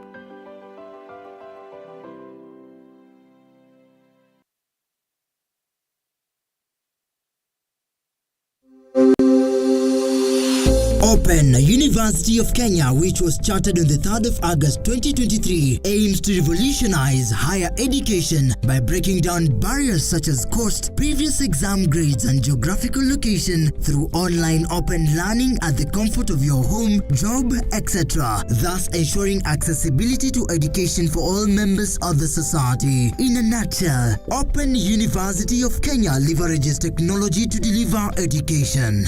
Open University has brought a new dawn in the Kenya education system, where learners are able to access education in a flexible, affordable, and all-inclusive. Intakes ongoing for May and September. For more information, call us on 0202000211 or 0202000212 or email us at info@ouk.ac.ke. Open University of Kenya, an innovative university for inclusive prosperity.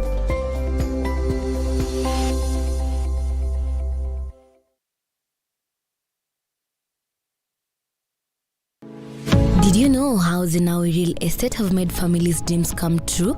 We've already settled many families in Juja Gardens Phase 1 to 5. And now, introducing Juja Gardens Phase 6, right in the heart of Juja Farm, selling at an incredible 850k only. Secure your plot with just a 30% deposit per 8 of an acre, with all amenities ready and title deeds waiting for you. For more information, visit us at Gitwamba Plaza, 2nd floor, Ruto Town, or call us at 0794 880000. Pata title uitwe bosi.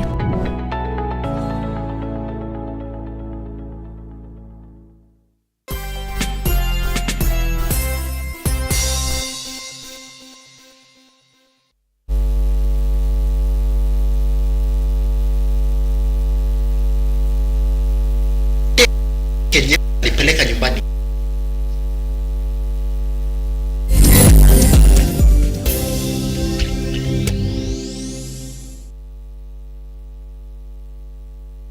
All right. Welcome back to the Morning Drift. The bigger conversation that we're getting into this morning then is on the austerity that the president is talking about in trimming of the parastatals in the country.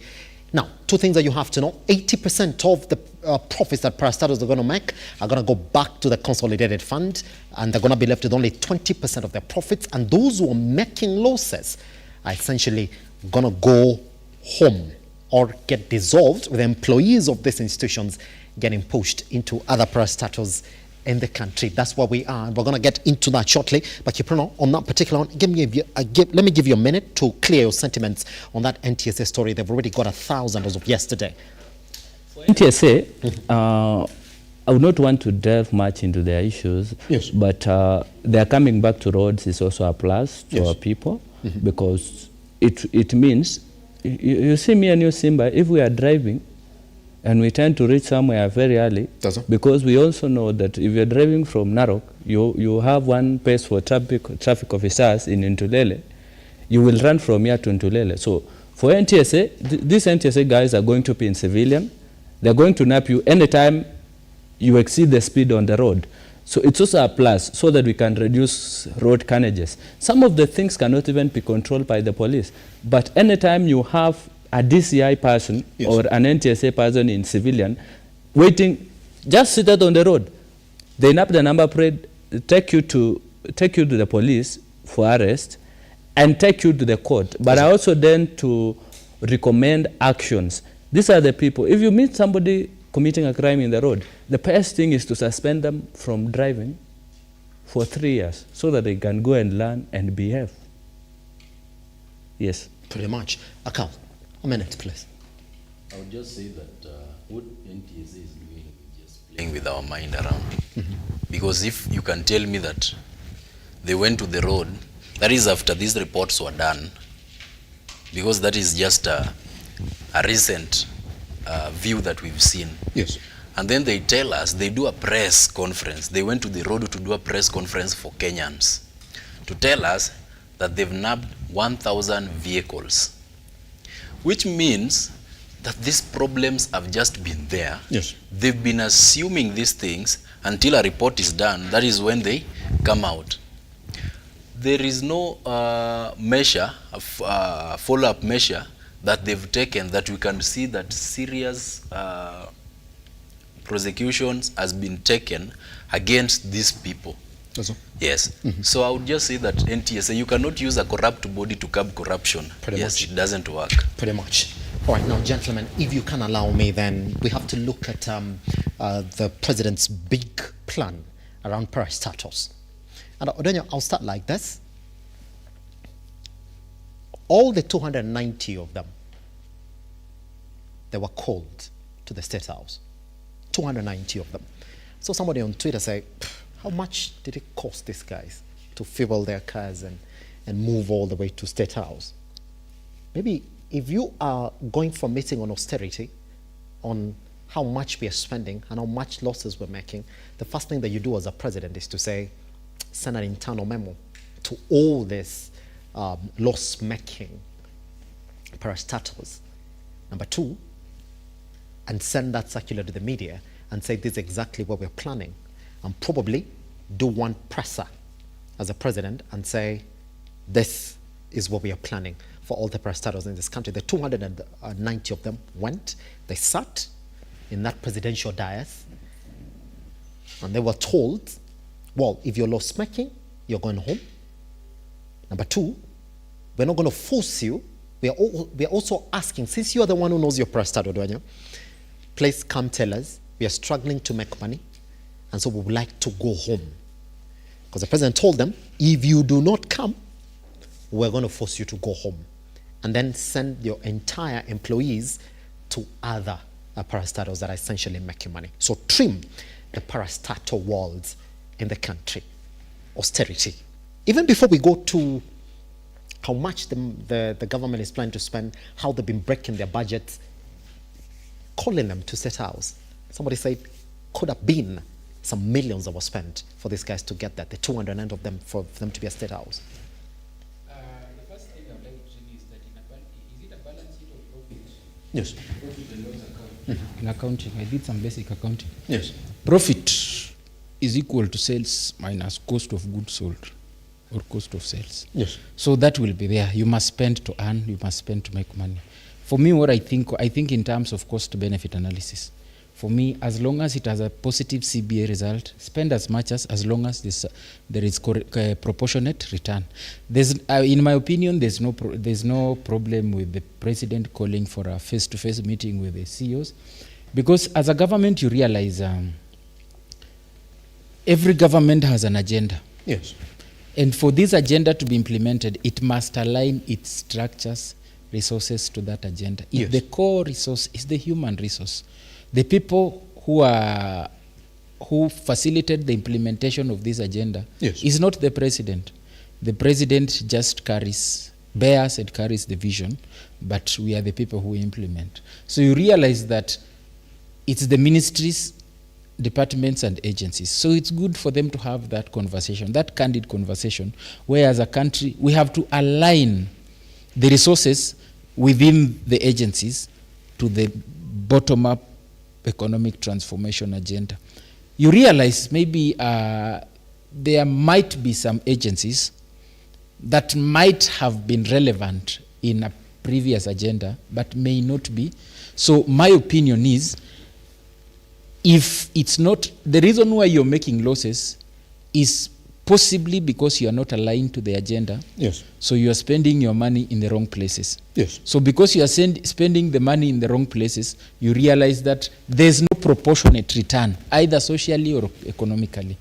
And that's where, as a person, there's no problem with that. But at the same time, I will say that I applaud the president in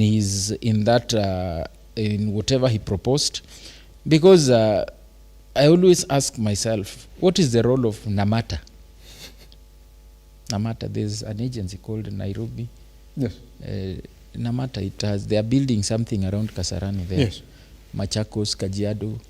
So sometimes there's duplication of roles that leads to wastage of resources. Because of that duplication, you realize that there are agencies that can come together and it becomes easier. Because sometimes the reason with having some of these, with the duplication of roles or overlapping roles, you realize that we want to implement a project, but everyone is claiming it's there. Today we have the issue of the doctors. The doctors are shouting at the health CS, but the doctors, with all their 7 years in school, do not know that health is devolved. So their employer is the county government. So the people expect to be shouting at the CSR, the doctors in KNH and Moi teaching referral. So you are shouting at the wrong person. So you realize that we've misplaced our energies and priorities, and that's why you realize we waste a lot of resources. So for me, the core of the president is to communicate the agenda. At the end of the, as government priorities, an agenda shifts priorities. So those priorities must be communicated so that as these agencies are doing their budgets and all, they're able to align that. So at the end of the day, for me, like I said, it's about the value that you get in your investment. So austerity is very important, especially in a country where we are trying to manage our debt so that we become self-reliant and locally capable of taking care of our issues. That requires some very serious balancing so that we are able to align our aspirations and expenditures to the dream that we want as a country. Pretty much. I'll be coming to you on that. Somebody did some quick math on that. For you to call 290 people to State House, and if you put an average of 10,000 shillings for fuel, at the get-go, you're already losing 3 million. The 3 million that you want to save. That it would have made sense for you to only call the profit-making entities and tell them this is the plan that we have for you, because you know very well that even by them being there, they're not also driving you into losses. I'll be coming to you on that. Simba, if I may just jump in. Yes. We have been accused of applying the Bible and its teachings. The Bible is a very relevant book to our beings because it drives our common sense. Yes. Is it a parable of the 5 talents? A poor man's mentality focuses on keeping what they have. A progressive mind will not hesitate to to invest their talent. It's in the Bible. Yes. They are ready to incur that cost so that they can multiply what they have. So that's why the government has expenditure. Yeah. The parastatals, whatever they are spending is already, for them to do that job, there must be a provision to facilitate their movement. Yeah. So let's not think like the poor person in the Bible who buried their one talent. But if you want to talk about austerity, that we're here to talk about how much money we're losing from these parastatals, you do not want for that meeting again to force you to lose more. I talked about the cost-benefit analysis. Does that? Simba, this is very unpopular and Kenyans might not like this, but the government exists for two roles, to collect money and spend it. They collect your money and then they spend it in a manner that gives you an opportunity to make more so that we can collect more next year. In the process, it costs to collect the money, it costs to spend. Yes. Along this journey, the reason why we are spending is so that we are able to create enabling environment and all the facilities that will enable the country to function. Yes. Austerity is good, but you cannot kill yourself because you don't want to spend on food. Yes. You will be a fool. Pretty much. Here's the thing. Kiprono, I want to read for you this so that now we essentially are on the same platform this morning on this particular push by the government. Now, here's the thing. Currently as it is, out of the 290, that 26 state corporations are financially dead and have been making losses in the last 5 financial years. And those guys were there. They're financially dead. You are essentially in the red. You can't be helped. But the government has been, again, sending the money to you because, according to law, they're supposed to. And even when the president came in, some of these state corporations got new bosses and new boards. But let's look at some of these parastatals in the country as it is. But of importance, that's what we said this morning, we've got to talk about reality. Now, gentlemen, a parastatal essentially in the Ministry of Education, Science and Technology, that's where you find majority of these loss-making entities. We do have the likes of Chuka University, we do have the Commission for University Education, we have the Cooperative University College, Dedan Kimathi University, Kenya Literature Bureau, all the way to Kisii University, Nairobi University, Kenyatta University, all the way to Jomo Kenyatta University and the University of Nairobi. But guess what? Majority of universities in the country are also loss-making. That indeed, as we speak today, if you look at even majority of these universities, University of Nairobi, Kenyatta University, they've been struggling to even pay NHIF and even pension. And here we are, with the president coming in to say that, well, if you're loss-making, you're going home. That's what we say, reality versus austerity. You can't tell a university to dissolve today, that it's not, that you can't fathom that plan. What happens, Simba? Yes. Is that the president truly spoke about the loss in the universities. And the most popular one is for the Moi University. Does it?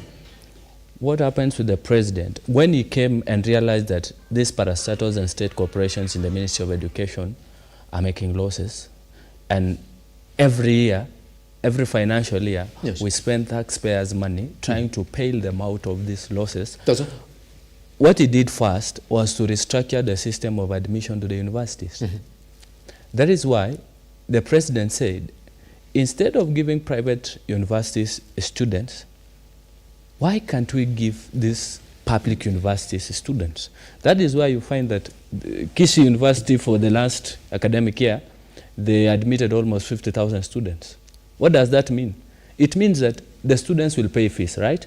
It means that the government will divert the money that will have gone to the private universities by virtue of placement by government to these universities. It will reduce losses, but we also have a disadvantage on that because, one, if you send 50,000 students to Kisii University, a university that is in village, it doesn't have infrastructure, you know. Yes. It's going to be a challenge, even accessing learning itself. So what the governments need to do is taming corruption. We go back to the question. Because you see, the problem with these state corporations and parastatals is the fact that you quote something that is valued at 1,000 shillings, you quote it at 3,500. What does that mean to taxpayers' money? You're going to spend an extra 2,500, right? Yes. So what we need to do is to tame corruption. And number two, that the president has taken a good initiative of sending government-sponsored students to the public universities, yes, so that it can assist, the capitation money can assist public universities to at least to keep them afloat. And we also need to look at the Public Procurement and Asset Disposal Act 2012, because that is where the biggest elephant in the room is. You find that these universities and state corporations will procure things at an overvalued price, which results to losses. I've also seen parastatals where I come from, like, I don't know, like Victoria, what development agency under the Ministry of Water and Sanitation. We need to know that the priority, water is a default function for the counties. Why do you need to have, like Victoria South, I don't know, development agency, and yet we can caucus within Lake Region Economic Block in counties, yes, and provide water to our people? So it's a good initiative by the president. You saw, for the privatization, you don't need to spend every financial year spending on parastatals that are making losses. You need to privatize, so that is why I supported the idea of privatizing sugar companies. I mean, sugar companies have been the biggest issues in this country under the Ministry of Agriculture. Yes. Because anytime we go there, corruption is budgeted for in those sugar companies. So it is better run by a private individual whose interest is to make profits, and its interest is not to waste a lot of resources. You see, at the end of the day, Kenyans will say, because we have socialized ourselves with corruption, Kenyans will say, at the end of the day, this is not your money, Simba, this is not my money. This is government money. So we can budget it the way we want. And you find people who mess down Mumias are still also walking scot-free. That is why what we need to do is taming corruption. Whereas I agree with everything else that the president is saying, that we need to dissolve some parastatals that are not working, it starts by taming corruption. Then you now come and dissolve these parastatals, because these parastatals are, I've never seen the work of a parastatal like Victoria South Development Agency. We don't have water where we come from, and the parastatal has been in existence since independence. So there's also duplication of roles, as my good friend here said. You find that counties, we have devolved water to counties. Yes. But only 30% of the resources goes to these counties under the Ministry of Water. So 70% remain with the national government. Yes. I think we also need to restructure our constitution in a way that we increase allocations to counties to a tune of maybe 50% or 45%, and get these roles go back to the local communities, so that we only remain at the national level with policy making at the national level. And I think the president is taking a good initiative, but he needs to consider taming corruption first, and getting more resources to counties. That's why in the previous years, when people were speaking about, and it's good it has been reflected in NADCO report, there is a need to devolve more resources. If we can have devolution of resources to counties, where I come from, Lake Region Economic Block that brings together counties in the Lake Region can provide water, because we have enough sources of water. Otherwise, if we don't do that, yes, it's just a wild goose chase. Pretty much. Here's the thing, reality. Let's look at even this government that is telling us that we need to push austerity measures in this parastatals. Now, gentlemen, I want to bring to your attention a report by the Control of Budget that essentially speaks true to what the true intention of the government is. I mean, if you're talking that you don't have resources, you're talking about how majority of the parastatals in the country are making losses, then even you, yourself as a president, should live within your means, because we're talking about here living within our means. I'm going to play that clip from the president telling this chairman and CEOs of these parastatals that we need to be true to ourselves. Now, if you look at this particular report here by the Control of Budget that's talking about how the president overshoot his budget, that's a half-year budget to December, that is in 2023, by a whopping 447 million. All right, official numbers are showed, therefore dealing up below to the austerity measures announced by President Ruto and his administration. Now, expenditures of the President William Ruto's official residence amounted to 5.37 billion in the 6 months against a target of just 4.92 million. That's according to Treasury's budgetary report review. That the same man who's telling us that we need to live within our means is the same man who's overshooting his budget by 447 million.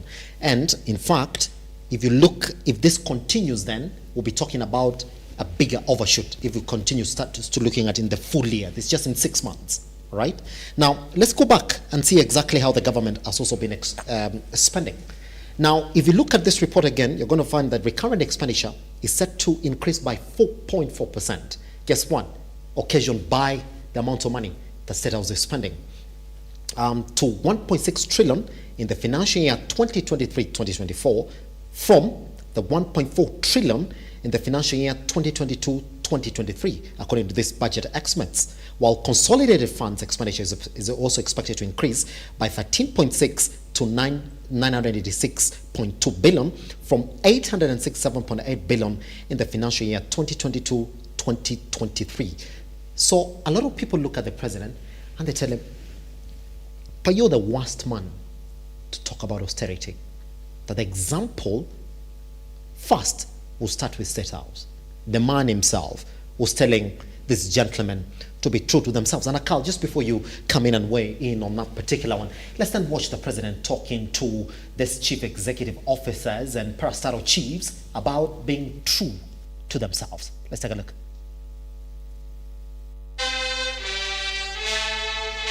President William Ruto has threatened to close down loss-making government institutions over the next 3 years if they don't turn around their fortunes. The head of state has also ordered parastatal chief executive officers to cut their current budgets to 30%. Those institutions that are making losses, they have no plan, they have no intention of doing anything. Please, we will shut them down. We will get the employees to go and work somewhere else. And we just stop making the losses. At least we will stop making the losses. And I want some of those institutions to volunteer. Because if you don't volunteer, some of them should tell us, hii institution yetu tafadhali fungeni, sisi tutafutie kazi mahali ingine, tuende tufanye, alafu ndio Wakenya wawache kupoteza pesa zao. I mean, it's just we have to be honest, good people. We have to be honest with ourselves. You know? President Ruto was addressing chairpersons and CEOs of state enterprises at State House Nairobi when he says some agencies have been making losses for years and have become a drain on the treasury. We must deal firmly and decisively with pilferage and wastage and theft and the so evident corruption. We must firmly and decisively deal with it. It is the only way we are going. While he regretted that the misuse of public resources had become so rampant that it was hampering service delivery, Ruto directed that government budgets and expenditure would henceforth be subjected to rigorous scrutiny. The move to reduce expenditure, he said, will stop unnecessary borrowing and accelerate the government's transformation agenda. Brian Amuai, Lookuptv, Nairobi. That particular statement there by the president, that even government expenditure is going to be scrutinized and unnecessary borrowing is not going to be a thing, is also a lie, according to the Control of Budget reports. Because here, public debt is expected to continue to grow in this current financial year, 2023-2024, as the approximate 718 billion fiscal deficit will be financed through domestic debt borrowing of 586.5 billion. If you look at all this, it surpasses what we as a constitution say, because when if you look at public debt burden, is estimated to be at 64.7% of our GDP as of March 2023, surpassing the 50% recommended thresholds by 14.7 points. What are you saying as a president? And I'll be coming to you on those parastatals he's talking about, because also the reality on the ground is that when it goes to these sugarcane producing areas, by the way, you do know very well, the majority of these parastatals are dead completely. It promises that it's going to pump money into them and change just how they run. That the reality on the ground from even the president is completely wrong, that even his office is the one that is shooting recurrent expenditure. Should the president be the man who's speaking about austerity? Because he doesn't seem to have a grip of it currently as it is. Thank you very much. You see, I don't think the president is the best person to talk about austerity. The question is supposed to be first, on austerity, when is the right time to apply some certain measures? Because when we are talking about measures that the government takes to revive the economy, when a country is at economic crisis, yes, it's supposed to be some measures that are supposed to be taken there.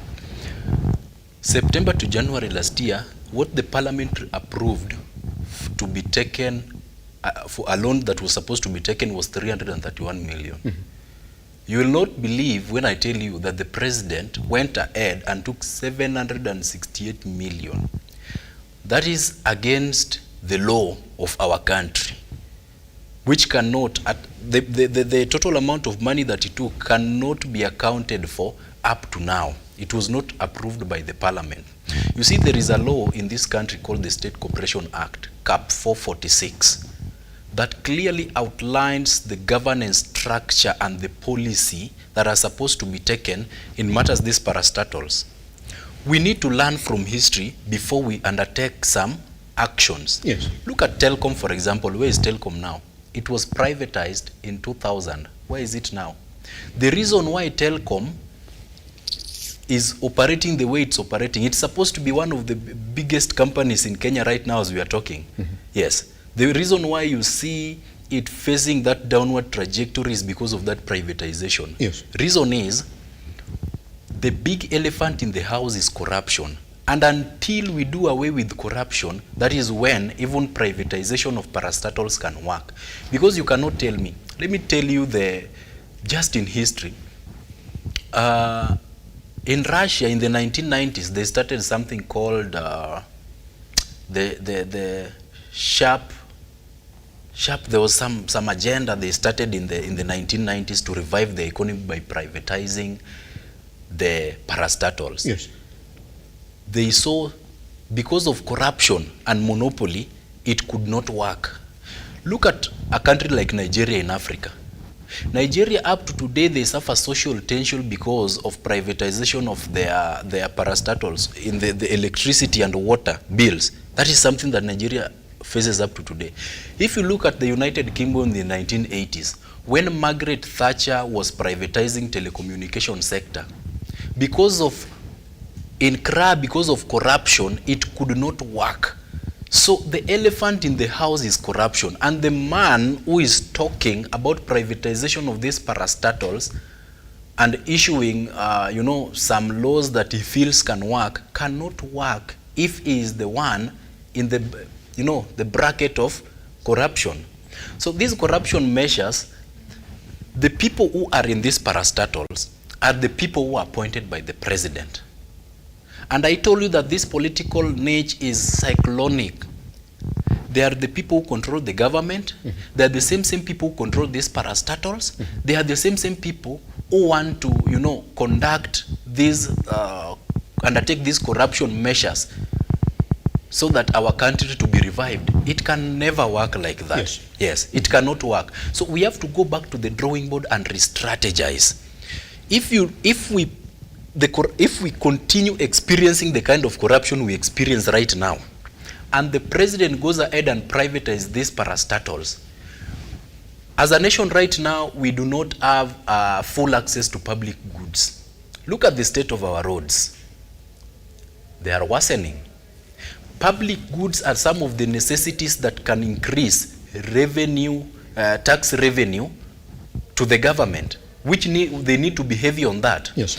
So if they are not heavy on the public goods sector, yes, and they think that privatization of these parastatals will actually lead to reviving of our economy, then that is where they are mistaken. It cannot work like that. They need to go back to the drawing board and re-strategize. The Laffer curve, there was an economist called Arthur Laffer. In the 1970s, he popularized the Laffer curve. So much heavy on the taxes, but it is something that can be heavy on the overall trajectory of an economy that governments have used since time immemorial. Comparison of the tax rates and tax revenue. Privatization of parastatals will need the government to impose taxes on these parastatals in order to earn, apart from the dividends. What if these parastatals are not going to work under the privatization method they want to apply? It means the government will have to impose more tax rates. More tax rates, if this money cannot be generated, the revenue cannot be generated, we are going to see a downward trajectory in our economy as a whole. When the parastatals will not be able to generate this money that the government does not want, what are they going to do? They are going to look for option. What is the next option? The next option is now the common mwananchi to suffer, so that we curb that interest that was supposed to be gotten from these parastatals, and they've not gotten at the end of the day. Yes. The damage will be stupendously numerous that we cannot even explain. So it should not be too fast in that kind of an act. Austerity as a measure that is supposed to be helping a country revive its economy. For you to see the president bringing things like austerity, it means that he has also felt that our economy is hitting a downward trajectory. We are at a bad point as far as our economy is concerned. That is why it's involving this kind of thing. Yes. What is the reality to the common mwananchi? The reality is the end game, when now the parastatal fails to work after they've been privatized. Pretty we much. are the ones who are going to suffer. Yes. Yes. Here's a question that I want to ask. I like the way you defended your thinking that, hey, I mean, even them being there, that budget has already been taken into consideration. But then, even did borrowing has continued increasing, Odoya? Even did the same man who's standing right there talking to you about austerity, his office is already on the red in terms of surpassing its expenditure in just 6 months to December 2023. Should he be the man speaking about austerity? Because in reality, again, I'll give you just a breakdown of why it becomes a bit difficult for us to understand what the president really means. That there's already a plan, for example, in the agriculture sector to have majority of the sugar companies in the country privatized. That is already a plan that is already ongoing. Case in point, Nzoia Sugar, Chemile Sugar, Miwani Sugar Company, so some of the Muhoroni Sugar Company, some of the sugar companies in the country that the president wants privatized. And there's already a commission that is looking into this particular issue. So why call them to State House to tell them to volunteer for privatization or to be dissolved? And if you're talking to them, why change tune when you're in the Western Kenya part of the country where you're saying the cartels have to be removed for us to pump money into this particular sugar sector? That when you're on the ground, the reality is that no, we're not going to close them. We know that your livelihoods depend on some of these parastatals, sugar companies to be exact. But when you call the bosses to State House, you're telling them, volunteer. Come and tell us we can't continue, so we dissolve you. But already on the other side of that particular conversation is that there's a privatization commission that's already giving you plans on how to privatize majority of the sugar companies. So, Mr. President, are you speaking on an issue that you do not understand properly? Number two, Oduenyo, is it a bit weird that with all those commissions that you have around to advise you on exactly how you're supposed to go about conducting your job, that you're calling them to ask them to volunteer instead of calling them to give them the final plan? What would you rather, Oduenyo? That we as a government have decided that 1, 2, 3, 4, 5 parastatals are not going to exist anymore. We'll dissolve them into 1, 2, 3, 4. Or you're calling to a meeting for you to tell us our plan. I mean, if we can't turn it around, why call us up? Why can't you tell us what you have decided to do? 2 questions for you, Oduenyo. The first thing I would like to inform Kenyans, there is this thinking that it exists in the mind of Kenyans, the misconception that austerity is about saving. You don't grow by saving, you grow by investing. That's it. But Oduenyo, even before that, in the respect of a parastatal is a business entity for the government. 1, 2. Yes. Because of that, it means you must spend for you to make money. So austerity for me is about channeling the limited resources to the priority areas. Yes. In the process, you have to look at what the existing structures and realign them to the big agenda. Yes. 2, a man who has no doubt in themselves is no leader. I repeat, a man who has no doubt in themselves is no leader. Yes. You talked about the change of twin. Life is fluid. Circumstances are changing. Best, the president or even yourself can be here in Lavington and it's sunny. And when you get to town, it's raining. You'll buy an umbrella. Yes. When you come back home, I don't think you'll struggle explaining to your wife why you bought an umbrella. Life is fluid. So every circumstance that comes around has its own distinct opportunity for decision making. Does it? So I mentioned about doubt. The problems that we have in those loss-making or non-aligned agencies is because of the structures that are there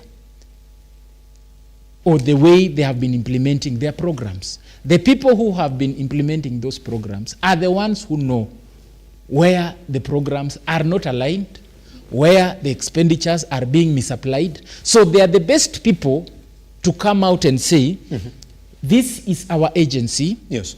This is our mandate. Yes.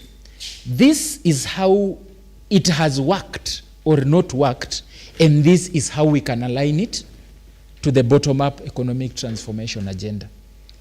That is why we have conversations where, as a leader is not supposed to hit people on the head with the hammer.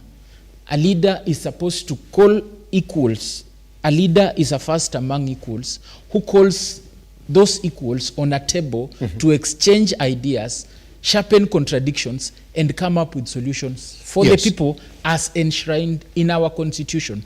Personally, if I was to become the president, I will ensure that there's no company, whether private or public, that is shut down. In fact, I can even set up a fund or a commission that will ensure that you, Omwami Simba, if you have a business you're running and there are challenges, as long as they are not man-made, as long as it's not a situation where you've swindled your money, hidden it in Caymans or Dubai, and then you want to shut down the bank.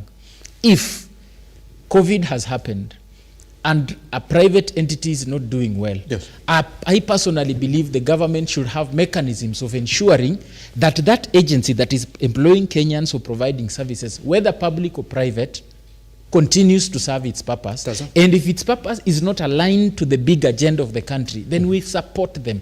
To support those agencies to be aligned, we have to hear their side of the story, what they are doing, what they have been doing, so that we align in respect of the resources. Any other person listening to you will say, yes, you're right. I mean, it didn't take for the first meeting, for the 200 of them to go to State House, for us to learn that they wanted to privatize the Kenyatta International Convention Center, for their plans on KPC, for their plans on majority of the sugar companies in the country, that indeed there is a body that is mandated with looking at the performance of these parastatals.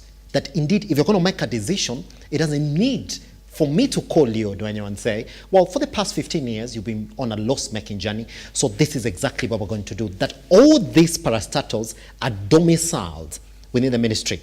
That the ministry heads, who are the CISs, already do know that there's no way to get Muhoroni sugar back to where it was. There's no way for us to take Nzoia sugar back to what it was. So why do you call me?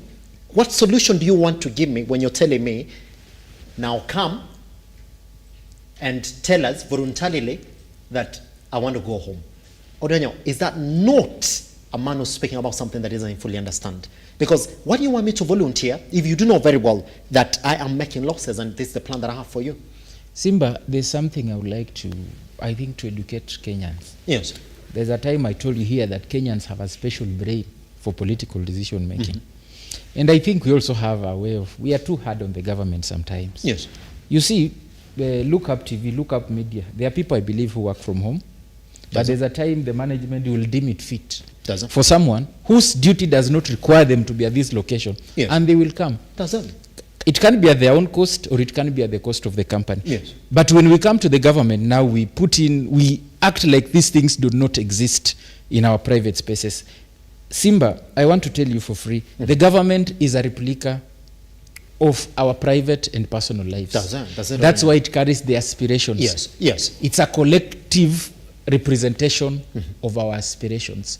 So, personally, I believe everything that happens in government happens in our private spaces. In our small circles, in our homes. So when we are looking at that, let's not look at the government as this stone that fell from heaven and a big pyramid that we don't know. The government is us. The government ni mimi, wewe. So what the government is doing, and that's why the government is a going concern. Serikali haiwezi anguka. Even it only changes hands. The government is like matter. It only changes form. But it must exist. So in its purpose of existence, it's us who make it to exist. To make it exist, it's through our actions, our aspirations, and desires. So for me, whether it's a virtual meeting, whether it's a physical meeting, I believe the most important thing is the purpose of a meeting will determine the mode by which it's delivered. Pretty much. Odenyo, I'm not still done with that particular one because there's so many questions that arise from there that indeed out of the 290, we were to track the performance 5 years because we're talking about austerity.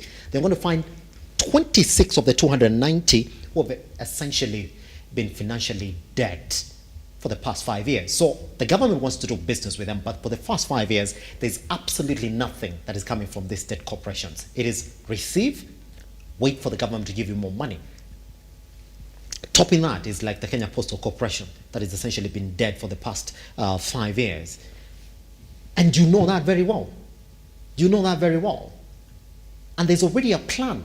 And the government, it's not the very first time that the government is explaining to us that indeed majority of these parastatals need to go because they're making a lot of losses on them. Does it need for another meeting to call somebody within your government who's making losses or who's been financially dead for the past 5 years? Why can't you say what the plan is? Because it speaks like a man with a plan, isn't it? Yes, he's saying we're going to dissolve you or just send you home.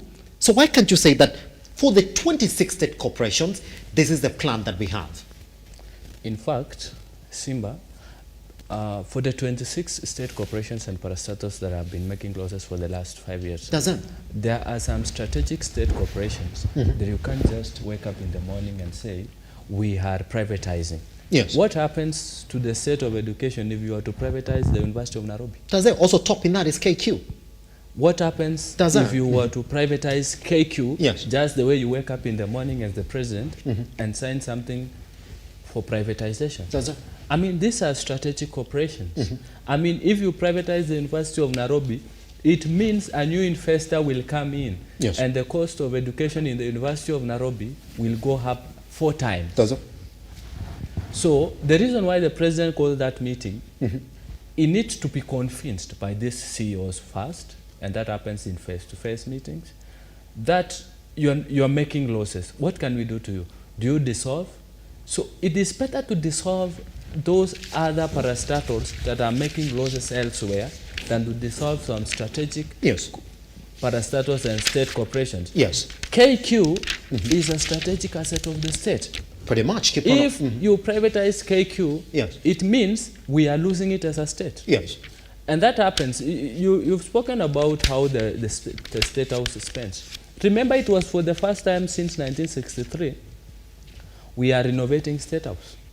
Possibly you are going that direction, saying that the presidency as an institution is overspending because of the shooting their budgets. But remember, there is a need to renovate these state lodges and state house In the presence to of- befit Yes. the status Yes. of a staple state. Yes. And the state in this yes. matter, the state in this matter Yes. is reflected by Machiavelli. The state is not what we see as citizens. The state is how we relate with other Yes. countries. Kiprono, that's where that's where the question if comes the King in. of England, Yes, Kiprono, if the king, that's where the question comes in, and I'm sorry Yes. for cutting you short because of time this morning as well. Like, we need to get to the point. That's where the question comes in. That if indeed you already outlined your plan for some of the state corporations in the country, case in point, the sugar companies in the country, case in point, the likes of Kenyatta International Convention Center, the likes of KPC, why do you need another meeting for the 26 of them that have been making losses for the past 5 years? You look like a man with a plan for the state corporations. Why can't you continue with that plan in the line of austerity measures? Like, take those measures. Because you have these ministries, and these ministries work within their own power. You can't say today, the Ministry of Agriculture can come in and say today, we've merged this and this state corporations. Does it need for a meeting for you to tell me, I want you to volunteer, for you to come and tell us that this state corporation are essentially not making sense for the government, that the ministries themselves can make sense of this parastatals? You need a meeting Yes. to explain the reason why, as Yes. a parastatal or as a state corporation, Yes. you're making losses. Yes, but within Because- law, Kiprono, you do not need a meeting for the 290 state corporations. That we did not see the 290 of them go to State House for us to learn that KICC was getting privatized. That It was KPC already in plan. there. It was So already what there. the president Yes. was seeking in that meeting Yes. was an explanation, That's and it. possibly a face-to-face Yes. explanation with the CEO of the country Yes. on the reasons why you are making losses. So that as the presidency and the cabinet goes Yes. to make a decision on privatization, Yes, a political move then, just like Odonya was saying, that, well, that we need a political explanation around these particular areas. Why don't you get that report for the ministry under which these parastatals are domiciled? It's already there.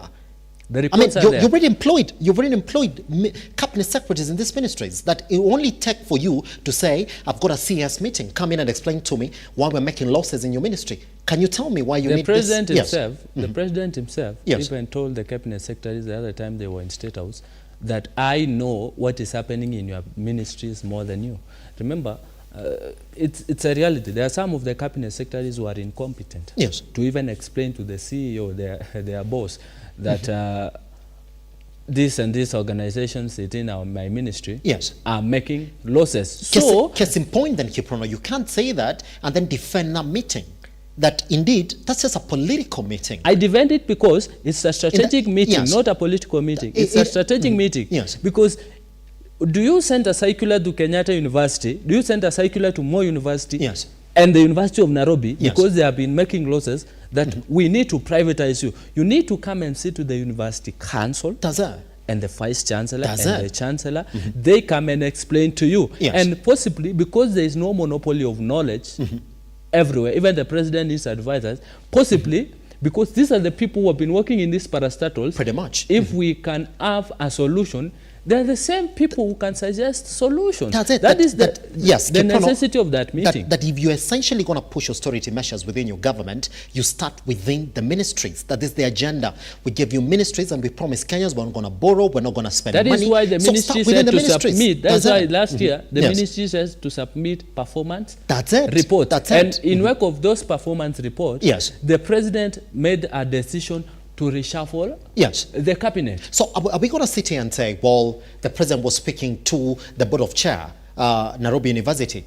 It wasn't speaking to them because they know very well that you can't privatize Nairobi University as it is, that you can't privatize JKUAT University, you can't privatize Kenyatta University as He it was is. speaking to them to seek solutions. Yes. There are some of the loss-making institutions, Yes. like Victoria Water Development That's it. Agency, that are making losses. And what guess- we need to and do, guess who what we knows? need to do Yes, and guess who for knows strategic. that? Kiprono, and guess who knows that? The minister in charge, the CS in charge. That is why they had to submit Yes. their performance contracts and performance management, everything, Yes. last year before the reshuffle. So why- the president, Does that? So the why president, so if you understand that these guys are making losses, why call them again and the reasons as why they're making these losses? I've Was it told just a you, political Simba, meeting I've told you, Simba. to look good by the end of the day and say, well, I called them, they didn't give me reasons, so we dissolved them. Is I've that, told you, Yes. Simba, the president was simply telling them, Yes. tell me the reason why I should not privatize Yes. you. That is why I said, come voluntarily.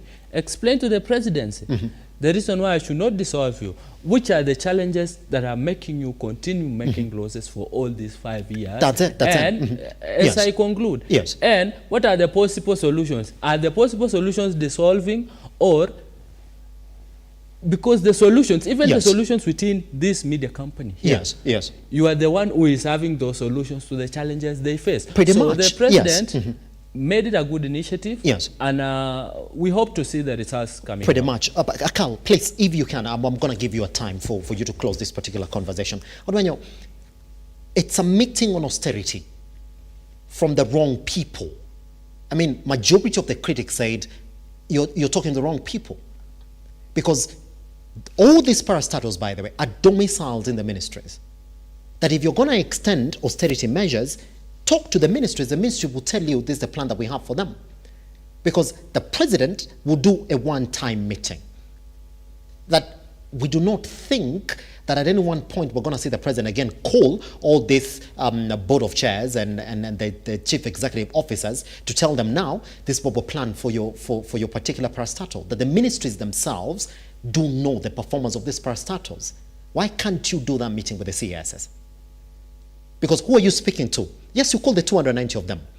The guys from Kenyatta University who sat there and listened to you. The guys from Nairobi University who sat there and listened to you. The guys from KQ. They already know you can't privatize KQ as it is.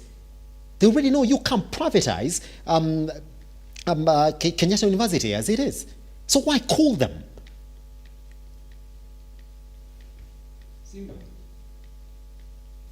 There's only one definition of a rich man, but there are two definitions of a poor man. Yes. A poor man has two definitions. The first one, a poor man is so greedy for money to the extent that they may have money, yes, and want to keep it because they are scared of losing it, because they may never get it again, another one. On the other side, a poor man is also scared of having money to the extent that when they get it, they get so overexcited that they spend it and it all ends there. A rich man is not scared of spending money as long as he knows it will be an opportunity to make more money. I still repeat, Simba, austerity is not about saving money. Austerity is about reorganizing your systems, yes, your resources, and channeling them, yes, based on your priorities. Doesn't. Reorganization and rechanneling is a process that comes at a cost, including, yes, and not limited to those unpopular meetings we are talking about. Yes. Like I said, and I'll come back to your institution, where there is an option for an online meeting, but the management of this institution may deem it fit for us to have a conversation. Simba, you can write a letter, you can write a text, but we know the impact and effect of physical meetings. And that's why leaders must come together and have conversations. That's why someone has to travel from the US to Kenya for a bilateral engagement that yes, we could have had on phone. Yes. So it's part of us. So let's not make it look like when the government does it, it's different. We spend in the process. We cannot grow our economy without socializing. That's why it's socio-economic. We must socialize. Socialization is about coming together in different forms and forums based on the circumstances and the needs in order to engage in a manner that ensures that we come up with something, yes, that is prosperous to our yes, nation. Odwanyo, So I still come back to the 290 didn't speak. That physically, if you're going to talk to them, and they will tell you exactly what they were feeling in their various ministries, parastatals, you would take the entire day. Same day, the president was somewhere else. I still, you know, it's the same, Simba. I go, let's use an example of a family. You Yes. can have a family meeting. You can have something critical you want to communicate that requires that physical presence. Yes. And that's why I talked about coming together is not even about us talking like we are on this show. Yes. Socialization is formal and informal. When we come back to State House, Yes. for example, let me give you an example. It in can 1 minute, provide it can provide an opportunity for, let's say, the CEO of Kentrade or Ken Invest to interact with David D, who is the president's economic advisor. This forum is not basically just with the president. If you look at that, you will see the president's advisors, other PSS and CSS. Through those forums, you may not get an appointment with the CS for Treasury or the PS or the president's economic advisor due to other engagements. Yes. But when these forums are created, these are opportunities for networking so that there is something we can engage, what is called you might attend on the sidelines. The purpose of these forums, some of them are even global. When the UN is bringing these people are not just coming to talk. This is a forum for me as Odweyo Kennedy. If I am going to New York, I have an opportunity to meet someone from the UK in a room of equals.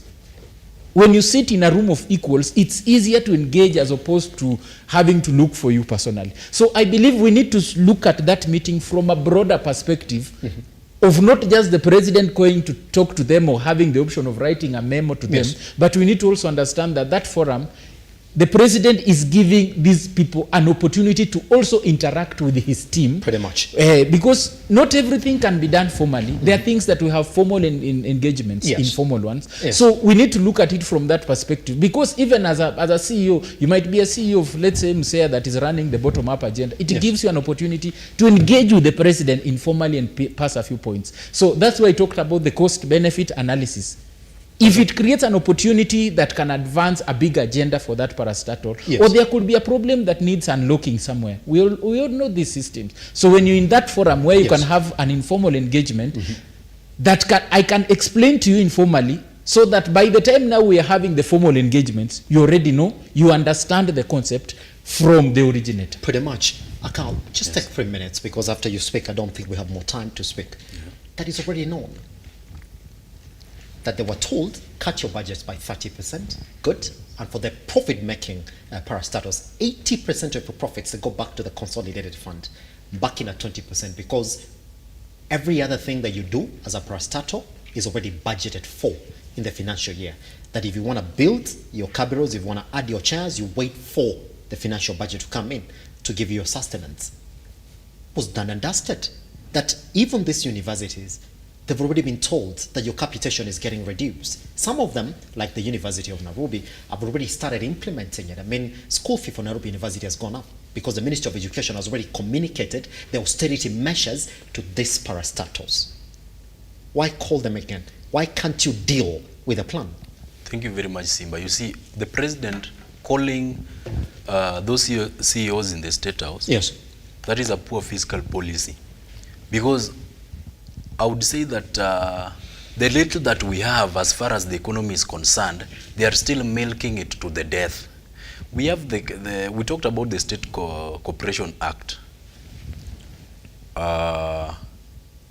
We have the cabinet secretaries.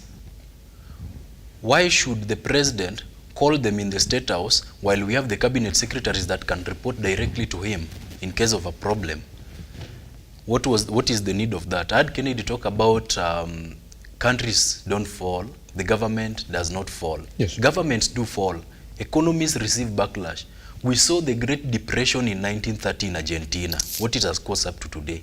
Even the recent one, economic downfall of 2001 in Argentina. Those are social depressions that we experience up to today in those specific countries because of poor government policies that they put in place.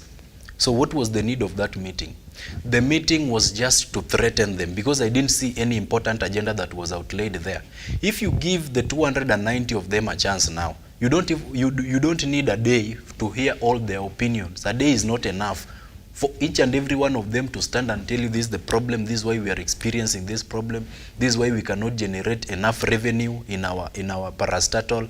You don't need one day. It will take you more than a month to conduct such kind of a thing. And you will realize that we will be using a lot of government, a a lot of government finances is conducting this event. Whereas there is a very simple way of doing this thing. If each and every individual was mandated for their position to work on it, and there is a specific person they are supposed to report on, and there are specific people who are supposed to be keeping them on check, yes, taking information and giving information when deemed necessary, well, then what is the need of all of them going to the State House? And at the end of the day, we did not see any substantial thing in 3D as a result of that meeting. Other than what the president communicated. Other than what the president communicated. Yes. There was no other information. And all these CEOs, they knew, all of them know, it is there in the constitution, it was already talked about, these parastatal can be privatized because of 1, 2, and 3. It was already communicated. They already know. And they look at, for example, the Ministry of Education. It was so simple for the CS to communicate some kind of measures that are being outlaid in the ministry towards the parastatals.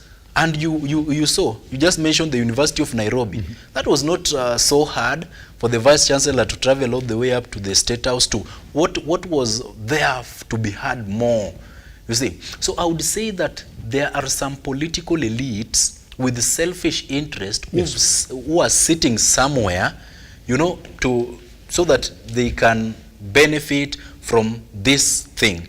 Because this kind of an act, privatization or rather whichever way we want to call them, it can be as an impact of someone else. Because we've also seen international aid benefits.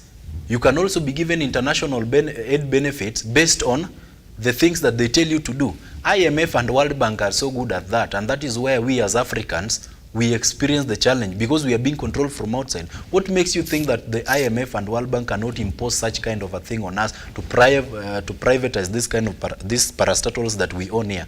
So I believe that that was a poor fiscal policy from the president. Thank you.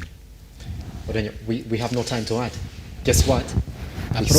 We saw what the benefits were. 30% cut your budget. I would have liked to see also the president say, even us at the State House now, we've also cut it by 30% because the control of budget is really hitting us. All right? 20% is what you're left with out of the profits that you're making as an entity. So the likes of NTSA who collect fees and all that in terms of from Kenyans, they're all going to take everything back. 80% and 20% is left. That is what came out of that meeting. In terms of austerity, we're yet to see. Borrowing up. We are up by 14% from where we need to be, 64.5% to the national GDP, currently as it is. And guess what? Coming next is a 4 trillion worth of budget. Again, that means we're still gonna borrow more. I mean, when it comes to austerity, you ask questions whether indeed we are talking the talk and sleeping the talk at the same time. Guess what? This has been at Lookuptv across all your social media platforms. I was with Odueyo this morning, Kiprono and Simba as well, talking about corruption in the government and this move by austerity. What did the reality really say? Talk to us at Lookuptv across all your social media platforms. And now I was told to say this then.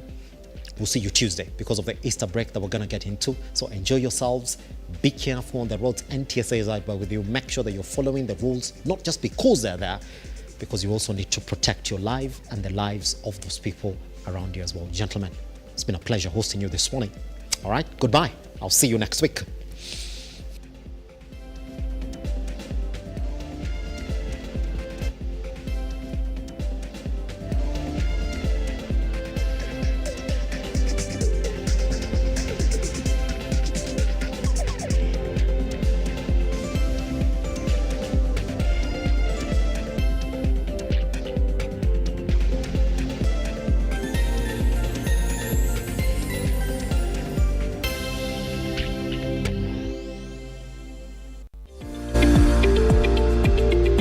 We value your feedback.